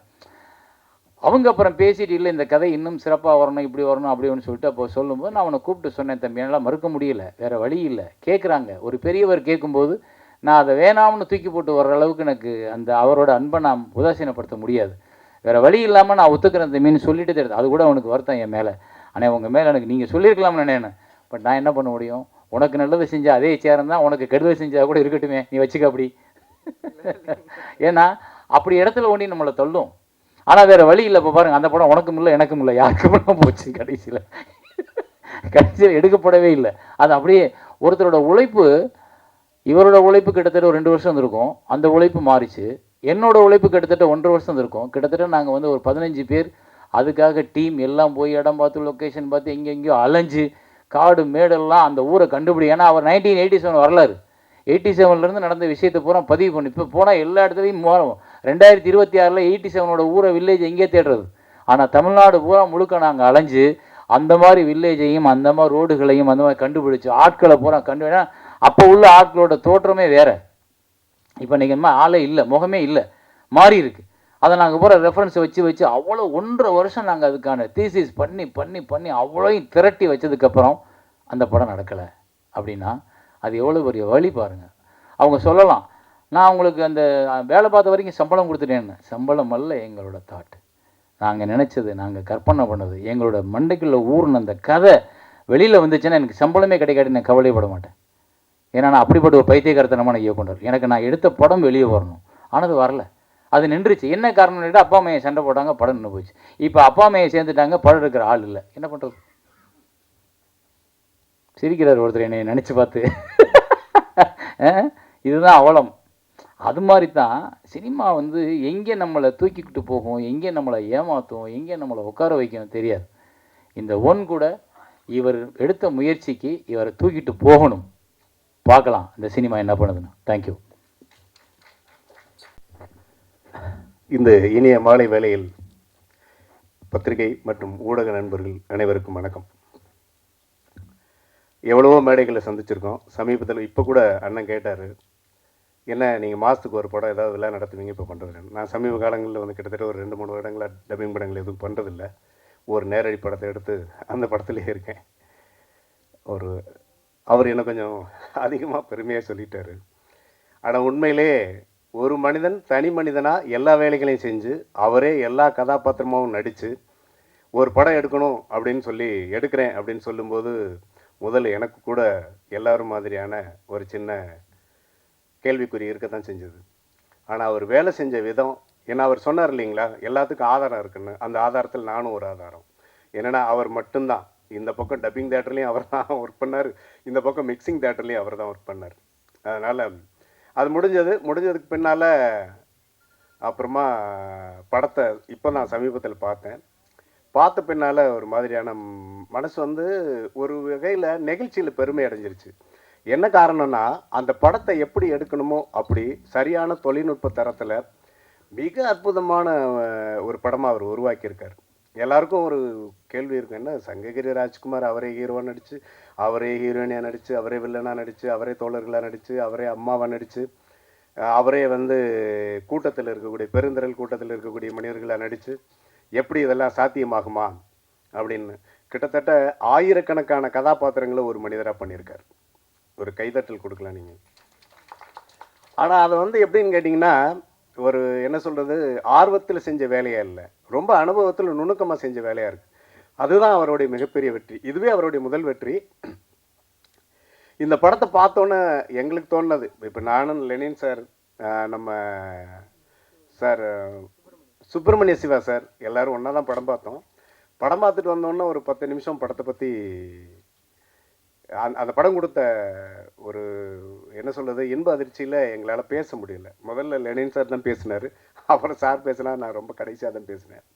இது வந்து இந்திய திறமையோட உச்சம். இந்த திரைப்படம் வந்து உருவாகி திரைப்பட கருவிகளையோ திரைப்பட சம்மந்தப்பட்ட எந்த விஷயங்களையோ நம்ம வந்து உருவாக்குனது எல்லாமே ஐரோப்பியர்களும் அமெரிக்கர்களும் அந்த மாதிரி ஆங்கிலேயர்கள் தான். ஆனால் என்ன மாதிரியான தொழில்நுட்பம் வந்தாலும் இப்போ இருக்கக்கூடிய அட்மாஸ், டிடிஎஸ், அட்மாஸ் இந்த மாதிரியான சத்தம் சம்மந்தப்பட்ட தொழில்நுட்பங்கள் வந்தால் கூட அதில் நம்மளோட பங்களிப்பு எதுவுமே இருக்கிறது இல்லை. அவங்க கண்டுபிடிச்சி கொடுப்பாங்க, நம்ம ராயல்ட்டியை கட்டிட்டு அதை நம்ம பயன்படுத்துவோம். ஆனால் முதலாக வந்து ஒரு விஎஃப்எக்ஸுங்கிற ஒரு தொழில்நுட்பத்தை உலகத்தில் இருக்கக்கூடிய அத்தனை பேருக்கு சவால் விட்டு ஒரு தமிழன் பண்ணியிருக்காரு. ஒரு தமிழ் திறமை. நிச்சயமாக நீங்கள் கைத்தட்டுங்க, நல்லாவே கைத்தட்டுங்க. ரொம்ப பெருமைப்படக்கூடிய ஒரு உழைப்பு அது. அந்த உழைப்பு வந்து படம் வெற்றி பெறலாம், தோல்வி அடையலாம், இல்லை அதில் வந்து மிகப்பெரிய லாபம் அடையலாம் அவர், அதெல்லாம் அப்புறம். ஆனால் இது வரலாற்று பதிவு. பல்லாயிரக்கணக்கான வருடங்களாக வந்து தமிழர்கள் வந்து தொழில்நுட்பத்தில் மேம்பட்டவர்கள், நாகரிகத்தில் மேம்பட்டவர்கள், நாங்கள் தாண்டா முதல் நாகரிகம், நாங்கள் தாண்டா இந்த மக்களுடைய, அதாவது இந்த மனிதர்களுடைய முதல் மனிதர்கள் அப்படின்லாம் நம்ம பெருமைப்படுறோம்ல, அதோட சங்கிலி. அந்த சங்கிலியில் வந்து மிகப்பெரிய திறமை ராஜ்குமார். அந்த பெருமை இந்த படம் பார்த்தோன்னே எனக்கு கொடுத்துச்சு. நிச்சயமாக நீங்கள் பார்த்தீங்கன்னா உங்களுக்கு அதை கொடுக்கும். பத்திரிகையாளர்கள் எல்லோரும் சேர்ந்து ராஜ்குமாரை வந்து நீங்கள் தட்டி கொடுத்து தூக்கி விடணும். ஏன்னா அவர் ஏற்கனவே சொன்னார், தியேட்டருக்கு போய் 2 நாளில் திரும்பி வந்த படத்தை அண்ணன் சேரன் அவர்களுடைய பேச்சும் கருத்தும் வந்து மறுபடியும் மிகப்பெரிய வெற்றி அடைய வச்சுச்சுன்னு.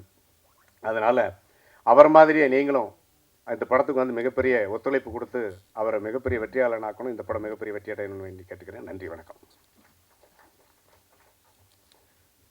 ரொம்ப நன்றி. தான் காரணம் அது இங்கே இருக்கிற எல்லாருக்குமே தெரியும். இல்லைன்னா ஊரில் ஆடு மாடு மேய்ச்சிக்கிட்டு இருந்திருப்பேன். அப்புறம் அண்ணன் கூட நினைக்கலாம், எல்லாத்துக்கும் எதுக்கு நீ என்ன கூப்பிட்ற அப்படின்னு அண்ணன் நினைக்கலாம். ஆனால் எல்லாத்துக்குமே நான் அம்மா கிட்ட தான் போய் அம்மா நான் போயிட்டு வரேன்னு சொல்லுவேன். நமக்கு உலகத்தில் 1000 பேர் தெரிஞ்சவங்களா இருக்கும், 1000 பேர் வந்து நமக்கு அறிமுகமாக இருப்பாங்க, நம்ம கூட பழகிறவங்களா இருக்காங்க. நம்ம எப்படி வீட்டில் அம்மா அப்பா கிட்ட சொல்லிட்டு போகிற மாதிரியான உணர்வு.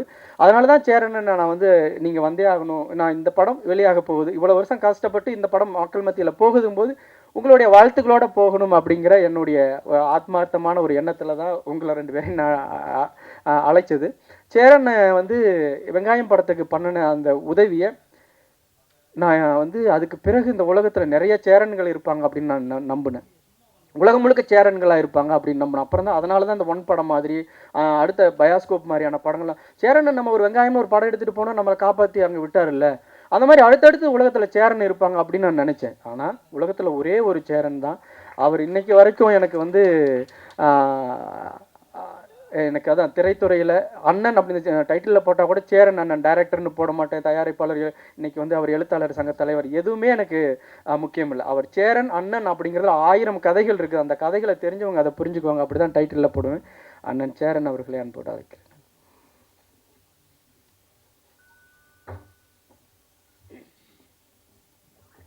ஆமாம், இப்போ எல்லோரும் படம் பார்க்குறதுக்கான நம்ம 6 மணிக்குள்ளே ஆமாம் பார்த்து முடிக்கணும் அப்படிங்கிறதுனால இங்கே திரையரங்கத்துக்கான நிர்பந்தமும் இருக்கும்.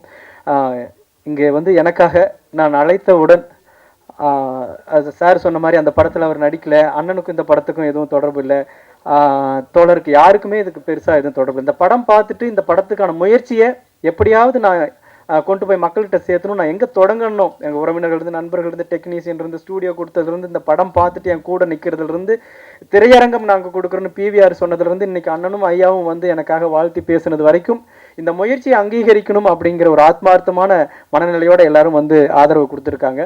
அதே மாதிரி நீங்களும் இந்த படத்தை பார்த்துட்டு மக்கள்கிட்ட கொண்டு போய் சேர்த்துறதுல இந்த உலகத்தில் யாருமே செய்யாத ஒரு முயற்சி ஒரு தமிழனா நான் செஞ்சு முடிச்சிருக்கேன். அதை இன்னைக்கு முடிச்சிருக்கேன். எனக்கு நான் சொல்லுவேன் ஆகஸ்ட் 21 இந்த படம் பெரிய வெற்றி தான் அப்படின்னு நினைக்கிறேன். ஏன்னா எத்தனையோ வாய்ப்புகள் இருந்தது, எத்தனையோ சந்தர்ப்பங்கள் இந்த படத்தை பாதியில் கைவிடுறதுக்கு இருந்தும் முடிச்சு கொண்டு வந்து சென்சார் பண்ணி திரையரங்கத்துக்கு கொண்டு வரதே பெரிய வெற்றியாக தான் நினைக்கிறேன். அவ்வளோ அயற்சியாகவும் டயர்டாகவும் இருக்குது. அது எல்லாத்தையும் உங்களுடைய ஆதரவான கருத்துக்களும் மக்கள்கிட்ட கொண்டு போய் சேர்த்தக்கூடிய உங்களுடைய முயற்சிகளும் இதுக்கு சப்போர்ட்டாக இருக்கும்னு நினச்சி நான் சொல்லி அனைவருக்கும் நன்றி சொல்லி விடைபெறுகிறேன். நன்றி, வணக்கம். பத்திரிகை நண்பர்களுக்கும் ஊடக நண்பர்களுக்கும் என்னுடைய வணக்கத்தை தெரிவிச்சுட்டு, பல நல்ல படத்தை கொடுத்ததுக்காகவும் சேரன் சாருக்கு நன்றி சொல்லலாம், வெங்காயம் படத்தை ப்ரமோட் பண்ணுறதுக்காகவும் நன்றி சொல்லலாம். ஏன்னா அந்த படத்தில் நானும் இருக்கிறேன். மேடையில் இருக்கிற அத்தனை பேருக்கு என்னுடைய வணக்கத்தை சொல்லிக்கிறேன்.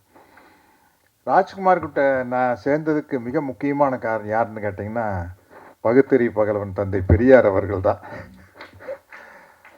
என்ன எனக்கு ஃபோன் பண்ணது வந்து தந்தை பெரியார் திராவிடர் கழக தலைவர் கோவை ராமகிருஷ்ணன் தான் ஃபோன் பண்ணார். நம்ம தம்பி ஒருத்தர் வராருங்க, ஐயாவோட தொண்டர், நீங்கள் என்னென்னு பார்த்து என்ன முடியுமோ செய்யுங்க. ஏன்னா அவருக்கும் பெருசாக சினிமா பற்றியெல்லாம் தெரியாது ராமகிருஷ்ணனுக்கு. வந்தால் இப்படி ஆசிட்டிஸ் நீங்கள் சத்யராஜாவே வரணும், அதில் ஒரு பாட்டு வருது, அதில் மட்டும் பெரியார் கெட்டப்பில் ஒரு 4-5 ஷாட் வந்தீங்கன்னா போதும் அப்படின்னு சொல்லி பண்ணேன். எனக்கு வந்து ஒரு படம் நடிக்கல எப்படி வரும் அப்படிங்கிறது தெரியாது. கேரக்டர் ரோல் பண்ண ஆரம்பிச்சதுக்கப்புறம் கதாநாயகன் நடிக்கலையாவது முழு கதையை சொல்லுவாங்க. இவங்க மியூசிக், இவங்க கூட நடிக்கிறவங்க, கவுண்டமணி, செந்தில், அது இதுன்னு ஒரு பேக்கேஜ் இருக்கும். இப்போ கேரக்டர் ரோல் பண்ணிக்கிட்டு இருக்கீங்களா ஒரு 20 வருஷமாக வந்து நம்ம கேரக்டர் தப்புலாம் இருந்தா போய் நடிச்சுட்டு வந்துடுது, அவ்வளோதான். நானும் கூட அதுக்கு ஒரு பஞ்சு டயலாக் வச்சுருக்கேன். வால்டர் வெற்றிவேல் அமெரிப்படை காலத்தில் சினிமா என் கையில் இருந்தது, இப்போ நான் சினிமா கையில் இருக்கேன். அதனால் வந்து போனோமா வந்தோமா அதுதான். அப்புறம் நான் நடிக்காத படத்தினுடைய இசை வெளியீட்டு விழா ப்ரமோஷனுக்கெல்லாம் நான் போகிறதில்ல. இப்போ சேரன் சார்னா போய் ஆகணும், என்ன எழுத்தாளர் சங்க தலைவர், இயக்குனர் சங்க தலைவர், தயாரிப்பாளர் சங்க தலைவர்னா போய் ஆகணும். நான் ஏன் போகிறதில்லன்னா, பிரச்சனை என்னென்னா, மாதம் ஒரு படம் வருது. அது நான் போன மாதம் வந்து சாருகேசி, இந்த மாதம் ஜேடி நாயுடு, அடுத்த மாதம் மண்டாடி வருது. இப்போ நம்ம நடித்த படத்தை பற்றி நம்மளுக்கு சின்ன விமர்சனம் மனசுக்குள்ளே இருந்தாலும் கூட அது மேடையில் சொல்கிறது நாகரிகம் இல்லை. அந்த படத்தை பற்றி புகழ்ந்துதான் பேசியானும். எங்கிட்ட இருக்கிற மிஸ்டேக் ஒரு 2 பால் ஓவராகவே போடுவேன், எக்ஸ்ட்ராவாக 2 பால் போடுவேன். ஏன்னா மனிதர்களுடைய சந்தோஷம், குறிப்பாக கலைஞர்களுடைய சந்தோஷம் வந்து அங்கீகாரத்துக்காக ஏங்குவது தானே, பாராட்டுக்காக ஏங்குவது அப்படிங்கிறத மனிதனுடைய மனமே. அதனால் அதை நம்ம ஃபுல்ஃபில் பண்ணிட்டு போவோமே. நான் மணிவண்ணன் சார்லாம் சும்மா தமாஷா சிரித்து பேசினேன். தலைவரை ஐஸ் வைக்கிறதுனா சின்ன கியூபெல்லாம் வைக்கக்கூடாது தலைவரை, அது வலிக்கிட்டு வந்துடும். பெரிய பாரை தூக்கி போட்டு அடிச்சிடணும். ஒன்றா அவன் மண்டை உடையணும், இல்லாச்சு ஐஸ் உடையணும், 2ல் ஏதோ வைக்கிற ஐஸை அப்படி வச்சுட்டு போயிடணும் அப்படின்னு சொல்லுவேன். பட் இந்த படத்துக்கு நான் ஏன் வந்தேன் அப்படின்னா, வெங்காயம் படம் பார்த்து பிரமிச்சு போயிட்டேன். ஏன்னா நான் போய் 1 நாள் நடிச்சுட்டு வந்தேன், 2 நாள் நடிச்சுட்டு வந்தேன். மற்றபடி உள்ளே என்ன இருக்குதுன்னு தெரியல. படம் பார்த்தப்ப என்னடா இவ்வளோ பிரமாதமாக இருக்குது, இது என்ன டேக் ஆஃப் ஆகிறது கஷ்டம், எனக்கே தெரியும். ஆனந்தவனில் மட்டும் பிரமாதமாக விமர்சனம் எழுதுறான்னு நினைக்கிறல. அப்போ வந்து இந்த இந்த மாதிரி மீடியா எல்லாம் ஆனந்தவுடன் குமுதம் குங்குமம் மாதிரி பத்திரிகைகள் எல்லா பத்திரிகையிலையும் பிரமாதமாக எப்படி சேரன் சார் ஆட்டோகிராஃப் வந்து அடிச்சு தூக்கி ஒரு 10 நாள் கழிச்சு தான் செம பிக்கப்னு நினைக்கிறேன்ல. எங்கேயோ போயிடுச்சு ஆட்டோகிராஃப் போட்ட போடு பெரிய போடு. அது மாதிரி விமர்சனங்கள்லாம் பிரமாதமாக இருக்குது. பட் படம் டேக் ஆஃப் ஆகலை.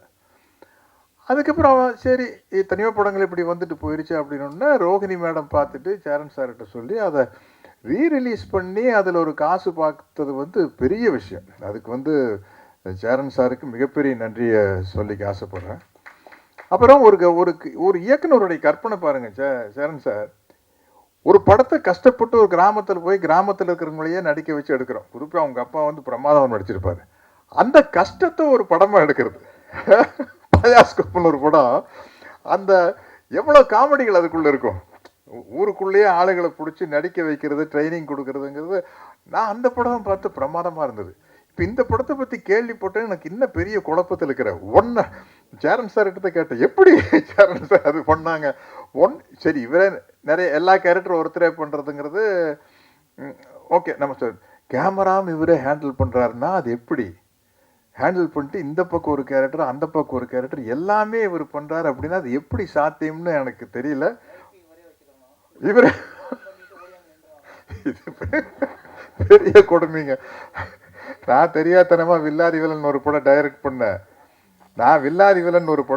பண்ணேன். அதுவே வந்து எனக்கு ஒரு 125 படத்தில் நடித்ததுக்கப்புறம் ஒரு படம் டைரக்ட் பண்ணல. அப்போ தான் நடிப்புங்கிறது எவ்வளோ சுகமான வேலைன்னு தெரிஞ்சது. நான் தான் ஏங்க ஒரு படம் டைரக்ட் பண்ணுறோடு விட்டீங்க. ஏங்க ஆர்ட் டைரக்டர் கலை வந்து பேசுவார், இது சோஃபா போடலாமா சேர் போடலாமா? கலை நீங்கள் தலைவரை கொஞ்சம் சோஃபா இருந்தால் பெட்டராக இருக்கும் அப்படின்னா நக்மாவோட காஸ்டியூமர் வருவார். சார் புடவை கொடுக்கலாமா சார், சுடிதார் கொடுக்கலாமா? அவங்ககிட்டயே கேளுங்க, அவங்களுக்கு தெரியாதா? சரி சுடிதார் கொடுங்க, சுடிதார் கொடுங்கன்னு டைலாக் எழுதலாமான்னு போகையில் ஹேர் ட்ரெஸ்ஸர் வரும். Sir நக்மாவுக்கு கொண்டையா loose Hera ஜடையா sir? அம்மா அம்மா தேவையா உனக்கு டைரக்ஷன்? ஃபைட் மாஸ்டர் ரேம்பர் வாட்சிங்கர் வந்து சார் நாளைக்கு எத்தனை ஃபைட்டர் வச்சுக்கலாம் அப்படிங்கிற ப்ரொடியூசர் ராம்நாத் நின்றுட்டே இருப்பார். 50ன்னு சொன்னால் அவர் வருத்தப்படுவாரா? ஒரு 10 சொன்னால் 10ன்னா ஸ்டண்ட் மாஸ்டர் வந்து சார் 10 பேர் வச்சு எடுத்தால் நல்லா இருக்காது சார், கிராண்டாக இருக்காது பாரு. இவ்வளோ சிகலுக்கு நடுவில் படம் இதையெல்லாம் முடிச்சுட்டு மாமன் மகள்னு ஒரு படம் போகிறேன். நான் ஜோடி மீனா, மணிவண்ணன், கவுண்டமணி அண்ணன், குருதனவால் டைரக்ஷன் பொள்ளாச்சியில் அப்படியே சொர்க்கமாக தெரியுது. ஷார்ட் அடினா போனோம், ஸ்டார்ட் கேமரா ஆக்ஷன் நடித்தோம், கட்டுனா வந்து உட்காந்த உலக அரட்டை அடிச்சுட்டு அங்கே லொக்கேஷன் இல்லாத மற்ற எல்லா நடிகர்களை பற்றி கலாய்ச்சிட்டு இருக்கிறவங்கள பற்றி பேச முடியாதுல்ல, இல்லாதவங்கள பற்றி எல்லாம் பேசி ஜாலியாக இருந்தது. இப்போ உண்மையிலேயே இந்த படம் வந்து எனக்கு பிரமிப்பாக இருக்குது. சேரன் சார் நீங்கள் பார்த்தீங்களா?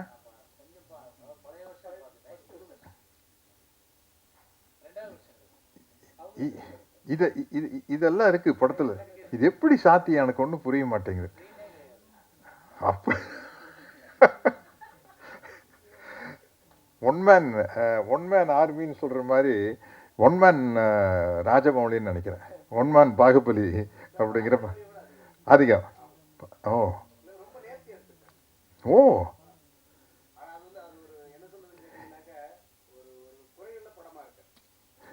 இல்லை, உண்மையிலேயே பத்திரிகை நண்பர்கள்கிட்ட நான் இது வரைக்கும் கெஞ்சி கேட்டுக்கிறேன், வேண்டி கேட்டுக்கிறேன்னுலாம் சொன்னதில்லைன்னு நினைக்கிறேன். என் ஞாபகத்துக்கு நான் நடித்த படத்தை எப்படியாச்சும் கொண்டு போய் ஜனங்கிட்ட சேர்க்கணும். எப்படியாச்செல்லாம் சேர்க்க முடியாது, நல்லா இருந்தால் தான் போய் சேர்க்க முடியும். எப்படியாச்சும் எப்படி சேர்க்கறது? அது சரியா இல்லாத சாப்பாட்டை எப்படியாச்சும் அப்படி சாப்பிட முடியும், நல்லா இருந்தால் தான் சாப்பிட முடியும்.